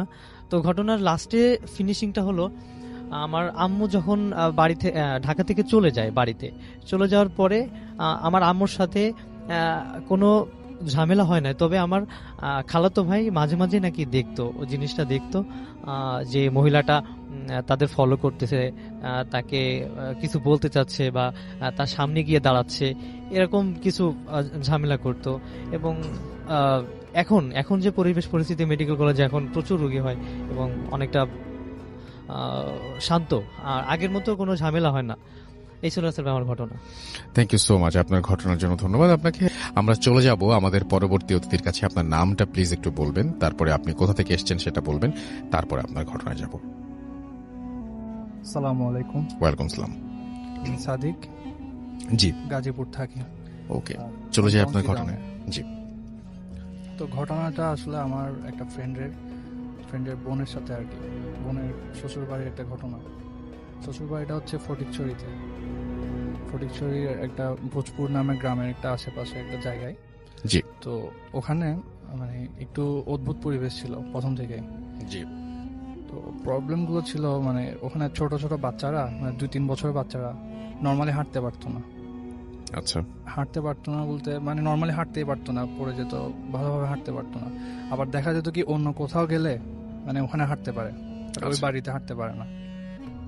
তো এগুলো হতো। আর ওখানে আমার যে ফ্রেন্ড আছে, ফ্রেন্ডের বোনের শাশুড়ি যেটা আছে, ওনারও খুব প্রবলেম হতো কি মানে উনি ঘুমালে দেখা যেত কি মানে আঁচড় দিচ্ছে, ঘুম থেকে উঠে দেখতো যে মুখে আঁচড়ের দাগ, বড় হাতে আঁচড়ের দাগ, এগুলো দেখা যেত। আর নামাজ পড়তে দাঁড়ালে অনেক সময় দেখা যেত যে লম্বা লম্বা কতগুলো মহিলা বোরকা পরা মানে চাই নামাজের সামনে দিয়ে হেঁটে যাচ্ছে।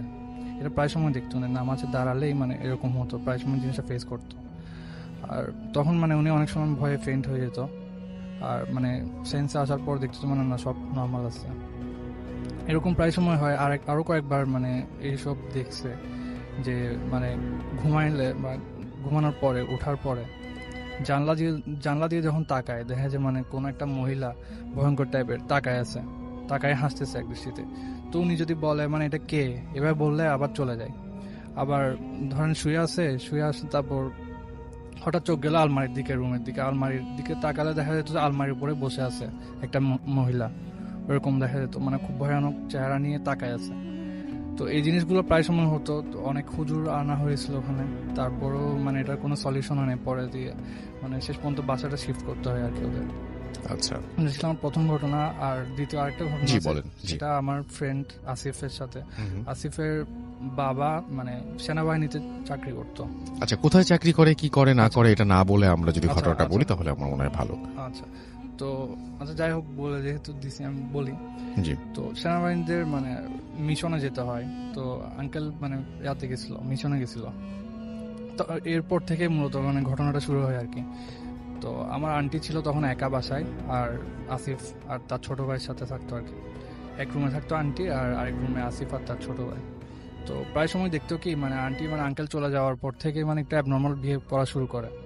সেগুলো কেমন, সেগুলো হচ্ছে মানে কিচেনে অনেক সময় দেখা যেত মানে আন্টি যখন একা থাকতো মানে কারোর সাথে জানলা দিয়ে কথা বলতেছে, কমিউনিকেট করতেছে, লাইক মানে আঙ্কেল সামনে আছে, মানে ওগো তুমি শুনছো, মানে এভাবে কথা বলে, মানে হাজবেন্ডের সাথে যেভাবে কথা বলতো ওভাবে কথা বলতেছে।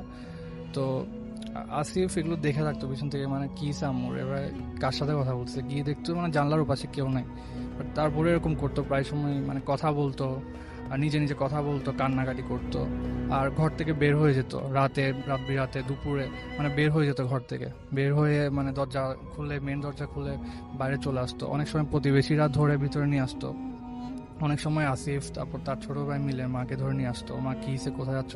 তো মা বলে কি মানে তোর আব্বা আসছে, তোর আব্বা আমাকে ডাকতেছে, বাইরে থেকে ডাকতেছিল।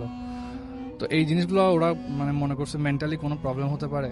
আবার অনেক সময় দেখা যাচ্ছে কি বাসায় ফল ফ্রুট এগুলো আনলে, ধরেন ফল আপেল বা আঙ্গুর এগুলো আনছে বাসায় কেউ, তো ওগুলো একটা বাটিতে করে মানে সার্ভ করে জানলা দিয়ে কাউকে দেওয়ার চেষ্টা করতো আন্টি, মানে বাটিতে সাজায় জিনিসটা কাউকে দেওয়ার চেষ্টা করতো। আসিফরা জিনিসটা অনেকবার দেখছে, জানলা দিয়ে কাউকে বাটিতে করে কোনো ফ্রুট বা এই টাইপের জিনিসগুলো দিচ্ছে, বাট কে কাকে দিচ্ছে এটা দেখা যেত না। যাক, তারপরে মনে করছে মানে আঙ্কেল নাই, হ্যালুসিনেশন হতে পারে এই টাইপের।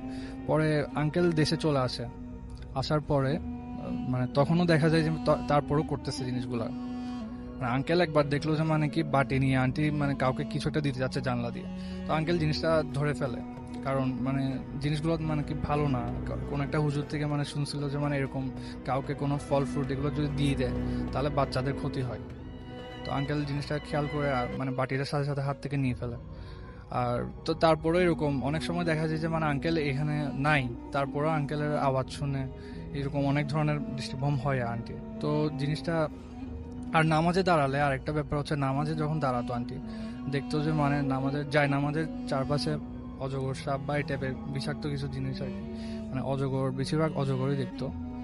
আর এগুলো দেখে মানে ভয় পেয়ে যেত। পরে হুজুর একটা আসছিল, এটা হুজুর বলা যাবে না, আসলে কবিরাজ টাইপের আর কি। যাই হোক, উনি কিছু বোতলে পানি পড়া দিছিল মেবি, তারপর পানি পড়া এগুলো খেতে বলছে আর নামাজটা পিছু পড়তে বলছে আর কি। তো নামাজটা মানে যতই সাপটা এগুলো যতই দেখুক মানে নামাজটা যাতে না ছাড়ে, নামাজটা মানে কন্টিনিউ করতে বলছে। আর ওটা করতে করতে মোটামুটি আন্টি এখন মোটামুটি রিকভার করে ফেলছে, মোটামুটি সুস্থ আছে। ওকে, আপনাকে অনেক ধন্যবাদ আপনার ঘটনার জন্য। আমরা আরো একটা অডিও ক্লিপে যাব এবং সেই অডিও ক্লিপের পরে আবারও আমরা ফিরে আসবো আর একজন নতুন অতিথিকে নিয়ে। সেই পর্যন্ত আশা করছি আপনারাও আমাদের সঙ্গেই থাকবেন। চলে যাচ্ছি আরো একটা অডিও ক্লিপে। সালামু আলাইকুম রাসেল ভাইয়া। এই বাস্তব ঘটনাটি পাঠিয়েছেন আমাদের মুহাম্মদ এরশাদুল ইসলাম, তার বাড়ি চাঁদগাঁও সমেশপাড়া। তিনি এমনভাবে উপস্থাপন করেছেন এবং বলেছেন যে এই ঘটনা 100% সত্য। তিনি সত্যতা যাচাইয়ের জন্য তার নাম্বারটাও আমাদেরকে মেইল করেছেন, যদিও নাম্বারটা শেয়ার করলাম না। চলুন সরাসরি ঘটনায় যাওয়া যাক। ঘটনা বান্দরবনের কোনো এক এলাকার। যেভাবে আমি শুনেছি তার কাছে বা দেখেছি সেভাবেই আমি বলার চেষ্টা করছি। কাঁচা ঘাসের আইল ধরে আমবাগানের পশ্চিম অঞ্চল পেরিয়ে একটা কবরস্থান, আর কবরস্থানের পাশেই বাঁশঝাড়। ঘুটঘুটে অন্ধকারে লম্বা গুহার মতো একটি রাস্তা। এসব পেরিয়ে একটা মস্ত বড় উঠান, আর উঠান ঘেরা আমার ছোট্ট গোদাম ঘর। আমার নাম হাবি মিয়া। পেশায় আমি একজন ভ্যান চালক। দুমুঠো ডাল ভাত জোগাড়ের জন্য প্রতিদিন এই পেশায় আমি নিয়োজিত থাকি। সেদিন রাতে হঠাৎ কেউ আমাকে ফোন করলো। আমি রিসিভ করতেই বলল, হাবি মিয়া, একটা গাছ বইতে হবে, চলে আসো তো ভ্যান নিয়ে। আমি আচ্ছা বলে সহমত জানালাম। বইয়ের অনেক নিষেধের পরেও আমি রাত 9টায় আমার ভ্যান নিয়ে বের হয়ে যাই। সেদিন রাত 12:30 পর্যন্ত আমি কাজ করেছিলাম। বাড়ি ফিরে আসার সময় দেখি চারিদিকে গ্রামের চাঁদের আলোয় অলৌকিক সুন্দর হয়ে আছে। আমবাগানের গাছের ডালে বাদুড়ের চেঁচামেচির শব্দ। হঠাৎ মনে হলো বউ ডাকলো। ভাবলাম বউকে মনে পড়ছে বলেই হয়তো আমার এমন লাগছে। কিন্তু খুব করুণ এক স্বরে যেন সে আবারও আমাকে আস্তে আস্তে করে ডাকছে, হাবি, হাবি, আমাকে তারা জঙ্গলে নিয়ে যাচ্ছে, বাঁচাও, আমাকে বাঁচাও। শব্দটা আস্তে আস্তে দূরে মিলিয়ে গেল। আমি বুঝতে পারলাম এটা কোনো খারাপ সংকেত। অনেকক্ষণ আমি নির্বোধের মতো দাঁড়িয়ে থাকার পর বুকে এক বড় নিঃশ্বাস এবং সাহস সঞ্চয় করে বললাম, কে ওখানে? কে কে ওখানে? কোনো সাড়া নেই। চারিদিকে একদম নিস্তব্ধ নীরবতা। এই নীরবতায় যেন এক ভয়ঙ্কর রূপ। চারপাশের পরিবেশ আতঙ্কের নিঃশ্বাস নিচ্ছে। আম গাছের দিক থেকে যেন কারা খুব দ্রুত কথাবার্তা বলছে। আমি আস্তে আস্তে ভ্যান চালাতে লাগলাম।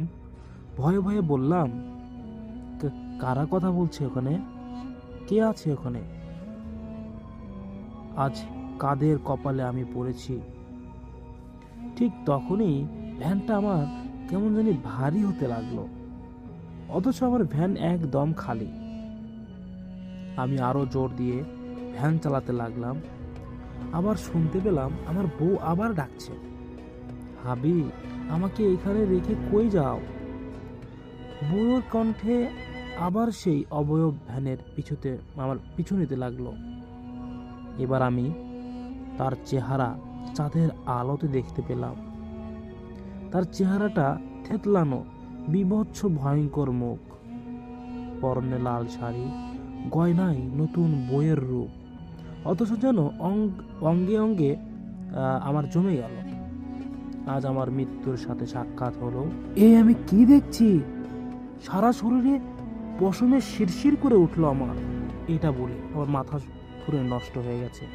এইসব দেখে ভ্যান ছেড়ে আমি আমার প্রাণ বাঁচানোর জন্য আমি দৌড়াতে লাগলাম।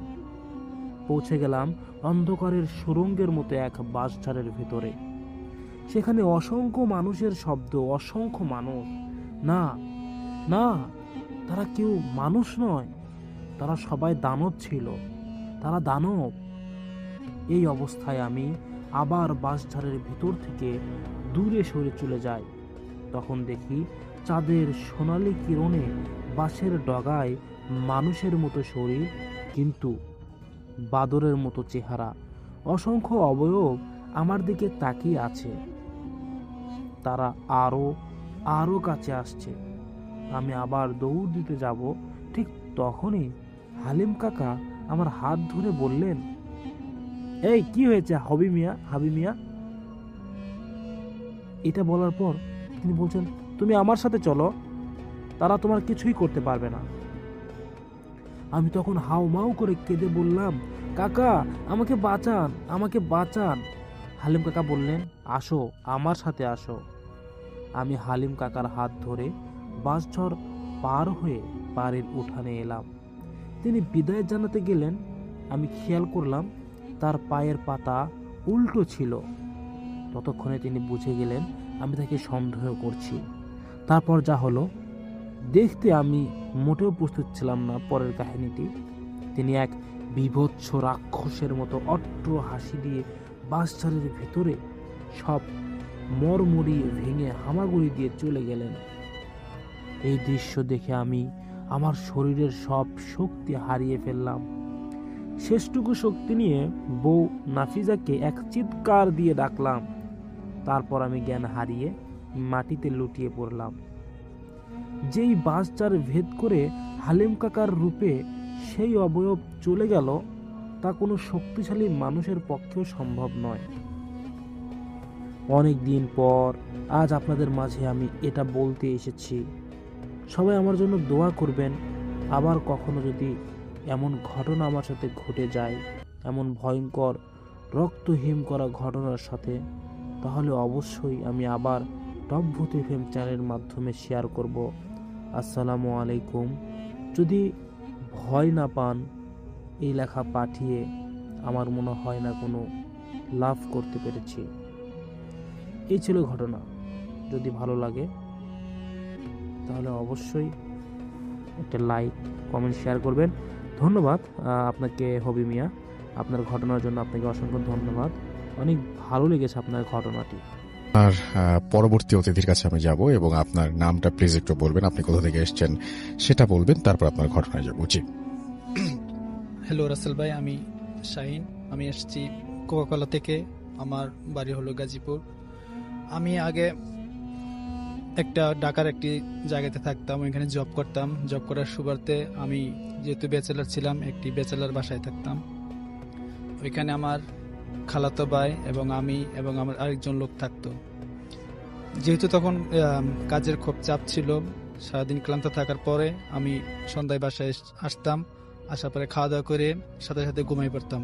ওই দিনও একই কাজ করছিলাম।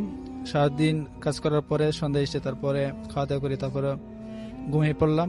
ঘুমানোর পরে রাত 3টার দিকে আমার হঠাৎ করে ঘুমটা ভেঙে যায়। ঘুম ভাঙার পরে আমি চোখ টোক ধরতেছি, ধইরা চোখ মুখ মুছতেছি। মোছার কিছুক্ষণ পরে আমি একবার ডানে তাকালাম, আবার বামে তাকালাম। তাকানোর পরে আমি কিছুই দেখতে পেলাম না। হঠাৎ করে বামে তাকায় দেখি যে একটি সাপ মানে আমার দিকে আসতেছে। আসার পরে আমি ভাবলাম যে হয়তো এটা স্বপ্ন দেখতেছি। তারপর আমি বাম দিকে আবার ঘুমিয়ে পড়লাম। বাম দিকে ঘুমায় পড়ার পরে দেখতেছি আবার সাপ আসতেছে। তারপর দেখলাম যে অনেকগুলো সাপ আসতেছে আর কি, এরকম ভাবে আসতেছে। আমি নিচে মানে ফ্লোরে ঘুমাইতাম বেশিরভাগ। ফ্লোরে ঘুমানোর সুবাদে ওই সাপগুলো যখন আমার দিকে আসতেছিল তখন আমার এরকম ভয় করতেছিল যে আমি মানে ভয়ে থরথর করে কাঁপতেছি। তারপর আমি হঠাৎ চিল্লান দিয়ে খাটের উপর উঠলাম। খাটের উপর ওঠার পরে আমার খালাতো ভাই বলতেছে যে কি হয়েছে। আমি বললাম যে সাপ। বললো যে সাপ কোথায়? আমি বললাম ওই যে দেখেন নিচে। আমি তো দেখি না। আমি বললাম আমি তো ঠিকই দেখতেছি সাপ। পরে বলি এগুলো কিছু না, তুমি ঘুমাই পড়ো, তুমি স্বপ্ন দেখছো? আমি কই না, তো আমি স্বপ্ন দেখি নাই, কারণ আমি ঘুম থেকে ওঠার পরে 5 মিনিট পরে আমি এগুলো দেখছি। কয় না এগুলো তোমার ভুল, তুমি ঘুমাই পড়ো, কোনো সমস্যা নাই, পানি খেয়ে ঘুমাই থাকো। তখন আমি পানি খেয়ে ঘুমাই রয়েছি। ঘুমাই থাকার আবার কিছুক্ষণ পরে আবার একই কাহিনী দেখি যে অনেকগুলো সাপ আমারে মানে কামড় দিতে আসতেছে। তখন আমি ভয়ে রুম থেকে বের হইয়া ছাদে চলে যাই। ছাদে চলে যাওয়ার পরে তারপর আমি সকালবেলা যখন ফজরের আজান দেয় তখন আমি ওইখান থেকে বের হয়ে আসি। ওইখান থেকে আইসা তারপর আমি রুমে এসে তখন ঘুমাই। এই গেল আমার প্রথম তারপর আমি এর কিছুদিন পরে ওইখান থেকে আমি বাসা চেঞ্জ করে ফেলি। বাসা চেঞ্জ করে নতুন বাসায় উঠি। নতুন বাসায় ওঠার পরও সেম একই কাহিনী ঘটে। একদিন রাতে আমি ঘুমাই রয়েছি। ঘুমাই থাকার পরে আমার বড় ভাই ওই দিন ছিল না, আমি একাই ঘুমাইছিলাম। হঠাৎ রাতে 3টার দিকে ঘুমটা আমার ভেঙে যায়। তারপর আমি ডান দিকে দেখি আমার দরজাটা খোলা। তখন দেখি সাপটা আস্তে আস্তে করে দরজা বেয়ে উপরে উঠছে।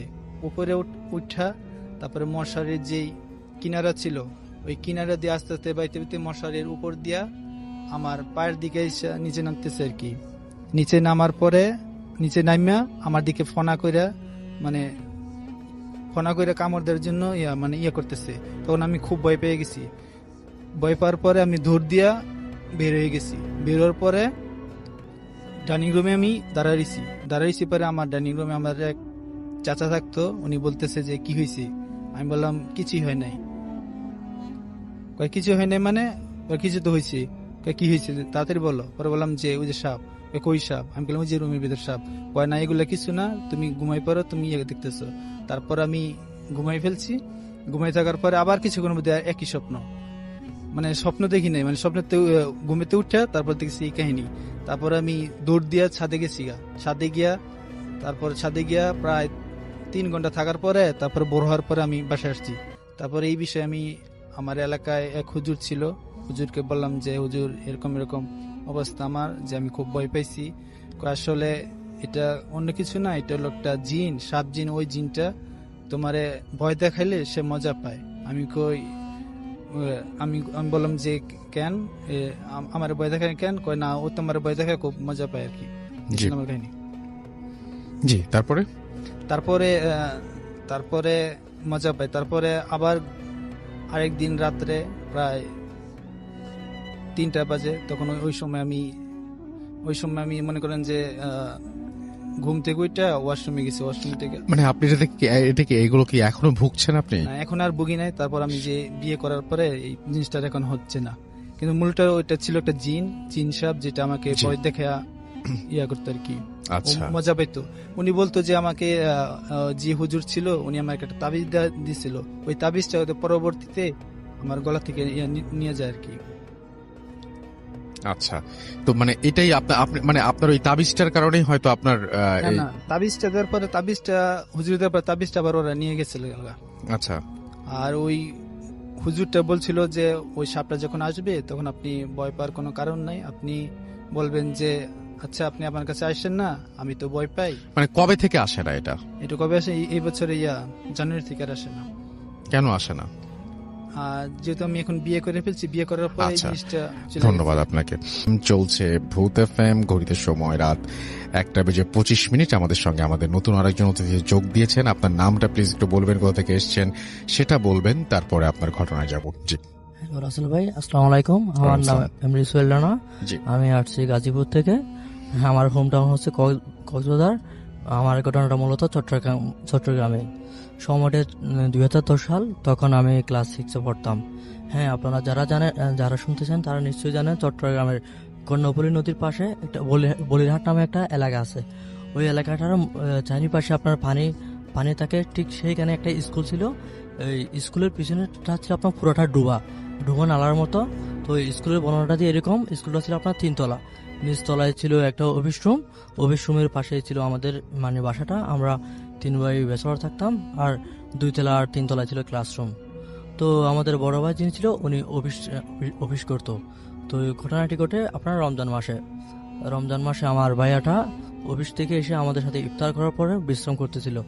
হ্যাঁ, আমরাও বিশ্রাম করতেছিলাম। আমরা এশারা যখন আজান দেয় তখন এশার নামাজ পড়ার জন্য তার মসজিদে চলে যাই। তখন দরজাটা কিন্তু একটু খোলা ছিল। তো ভাইয়া হুট করে ঘুম থেকে উঠে থেকে দরজাটা খোলা। তারপর উনি এসে দরজাটা বন্ধ করে দেয়। বন্ধ করে দেওয়ার কিছুক্ষণ পর নাকি একজন এসে দরজা নক খুললো, টুক বলে নক খুললো। তখন ভাইয়া গেল, মনে করলো আমরা নামাজ পড়ে শেষ করেই আসলাম।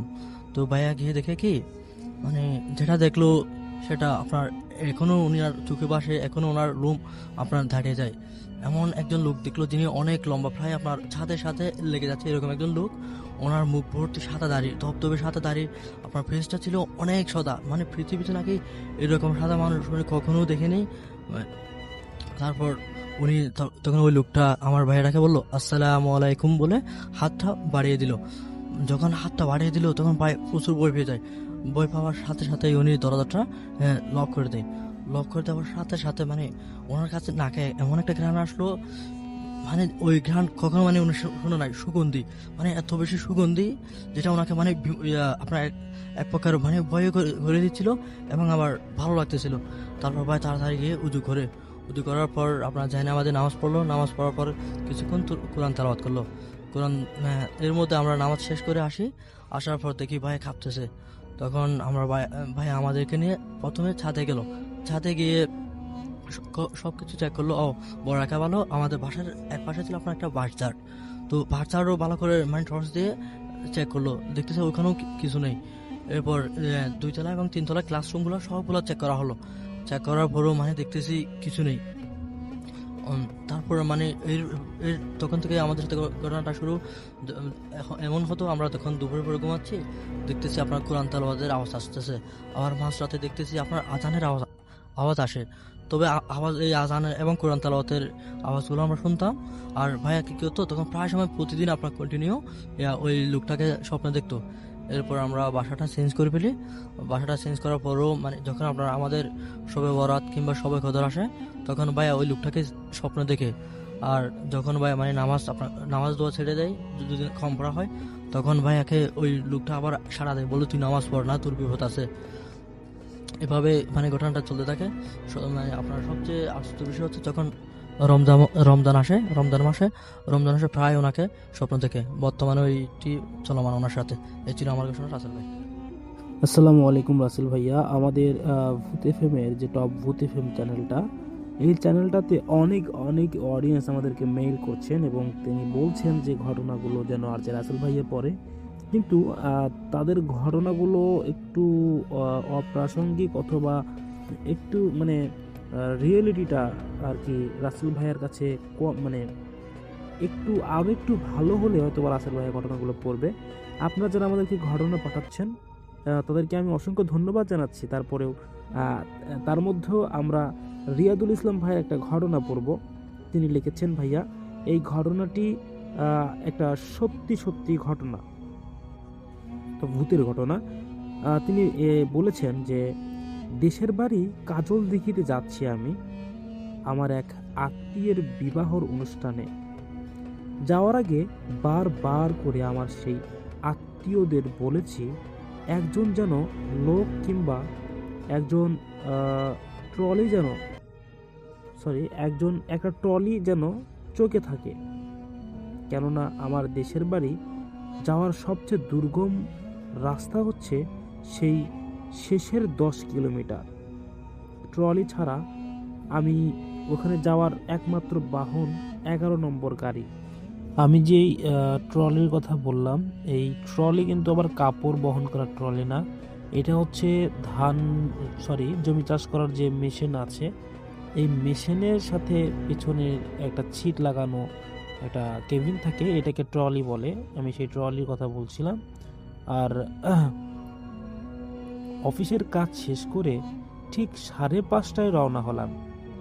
6:10 মদিনীপুর লোকাল একটা হাওড়ের স্টেশনে যখন পৌঁছালাম তখন 6টা বাজে।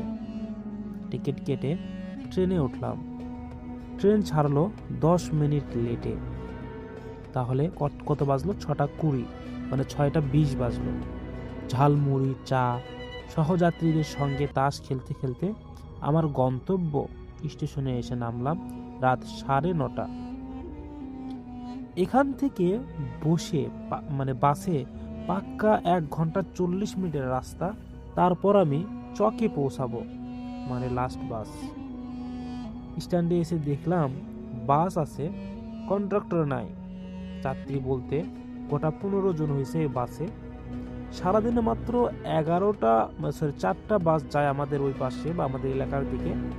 খোঁজ নিয়ে জানলাম আমি আপ ট্রেনে এসেছি। ডাউন ট্রেনে এলে তার প্যাসেঞ্জার নিয়ে তারা বাস ছাড়বে, মানে আমি যে ট্রেনে এসেছি আমার পিছনেও একটা ট্রেন আসবে, সেই ট্রেনের লোক নিয়ে তারপরে ট্রেনটা ছাড়বে।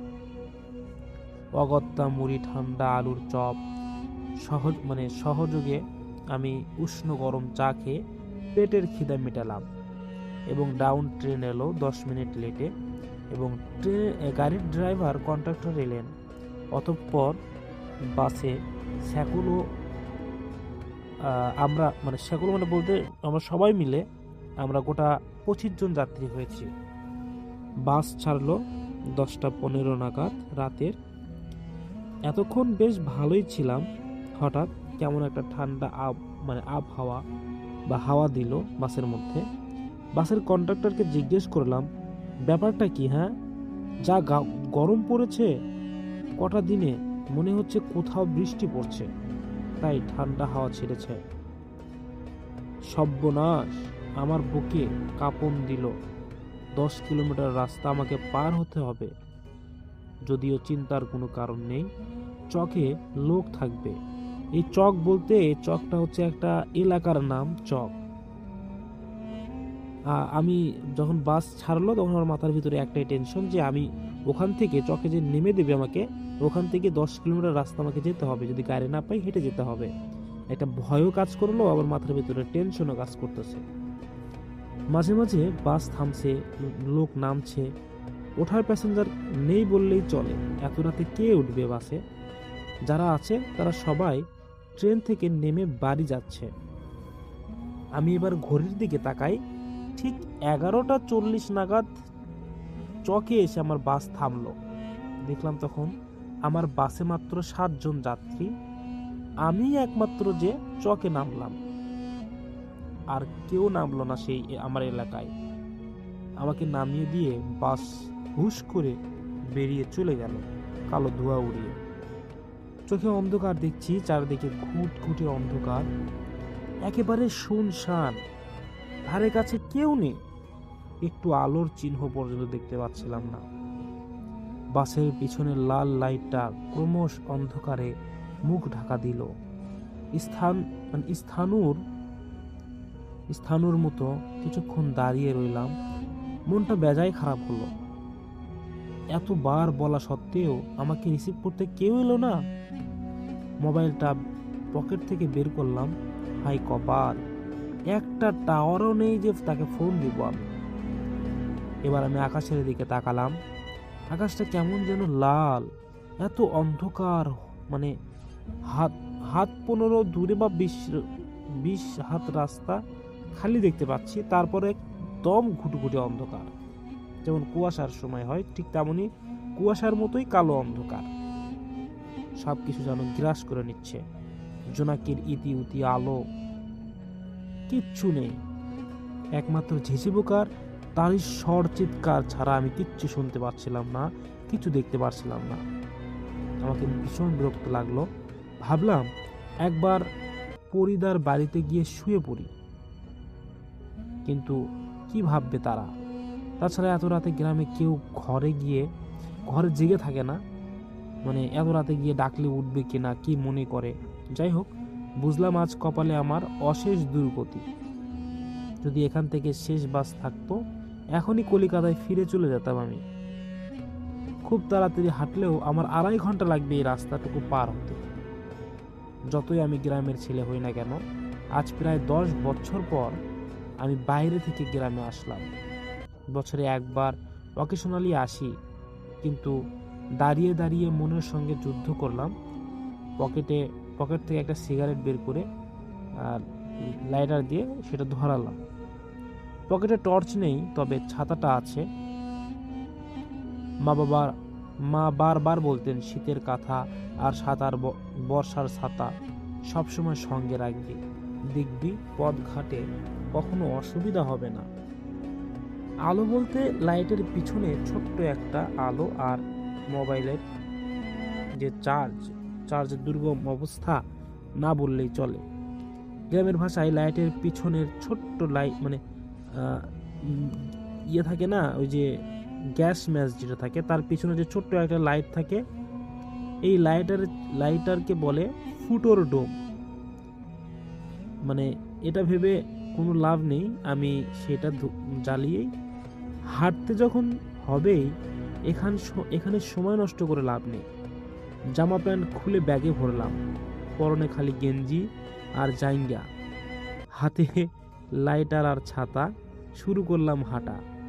সামনে একটা 1.5 কিলোমিটার হাঁটতে কোনো অসুবিধা হবে না, এই জন্য আমি সব কিছু খুলে ফেলেছি।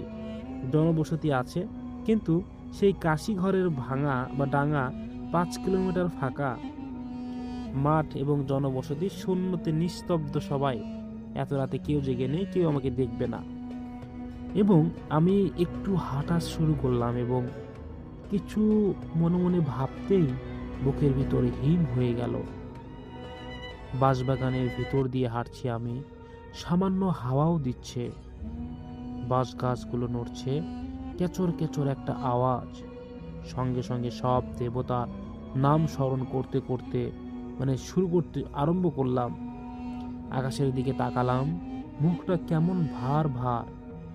বুঝলাম বাড়ি পৌঁছবার আগেই যদি ঝড় উঠতে পারে। তাই আমি জোরে জোরে কবিতা আবৃত্তি করতে করতে হাঁটছিলাম। যত বড়ই কবিতা আবৃত্তি করি কেমন যেন ছোট লাগছে।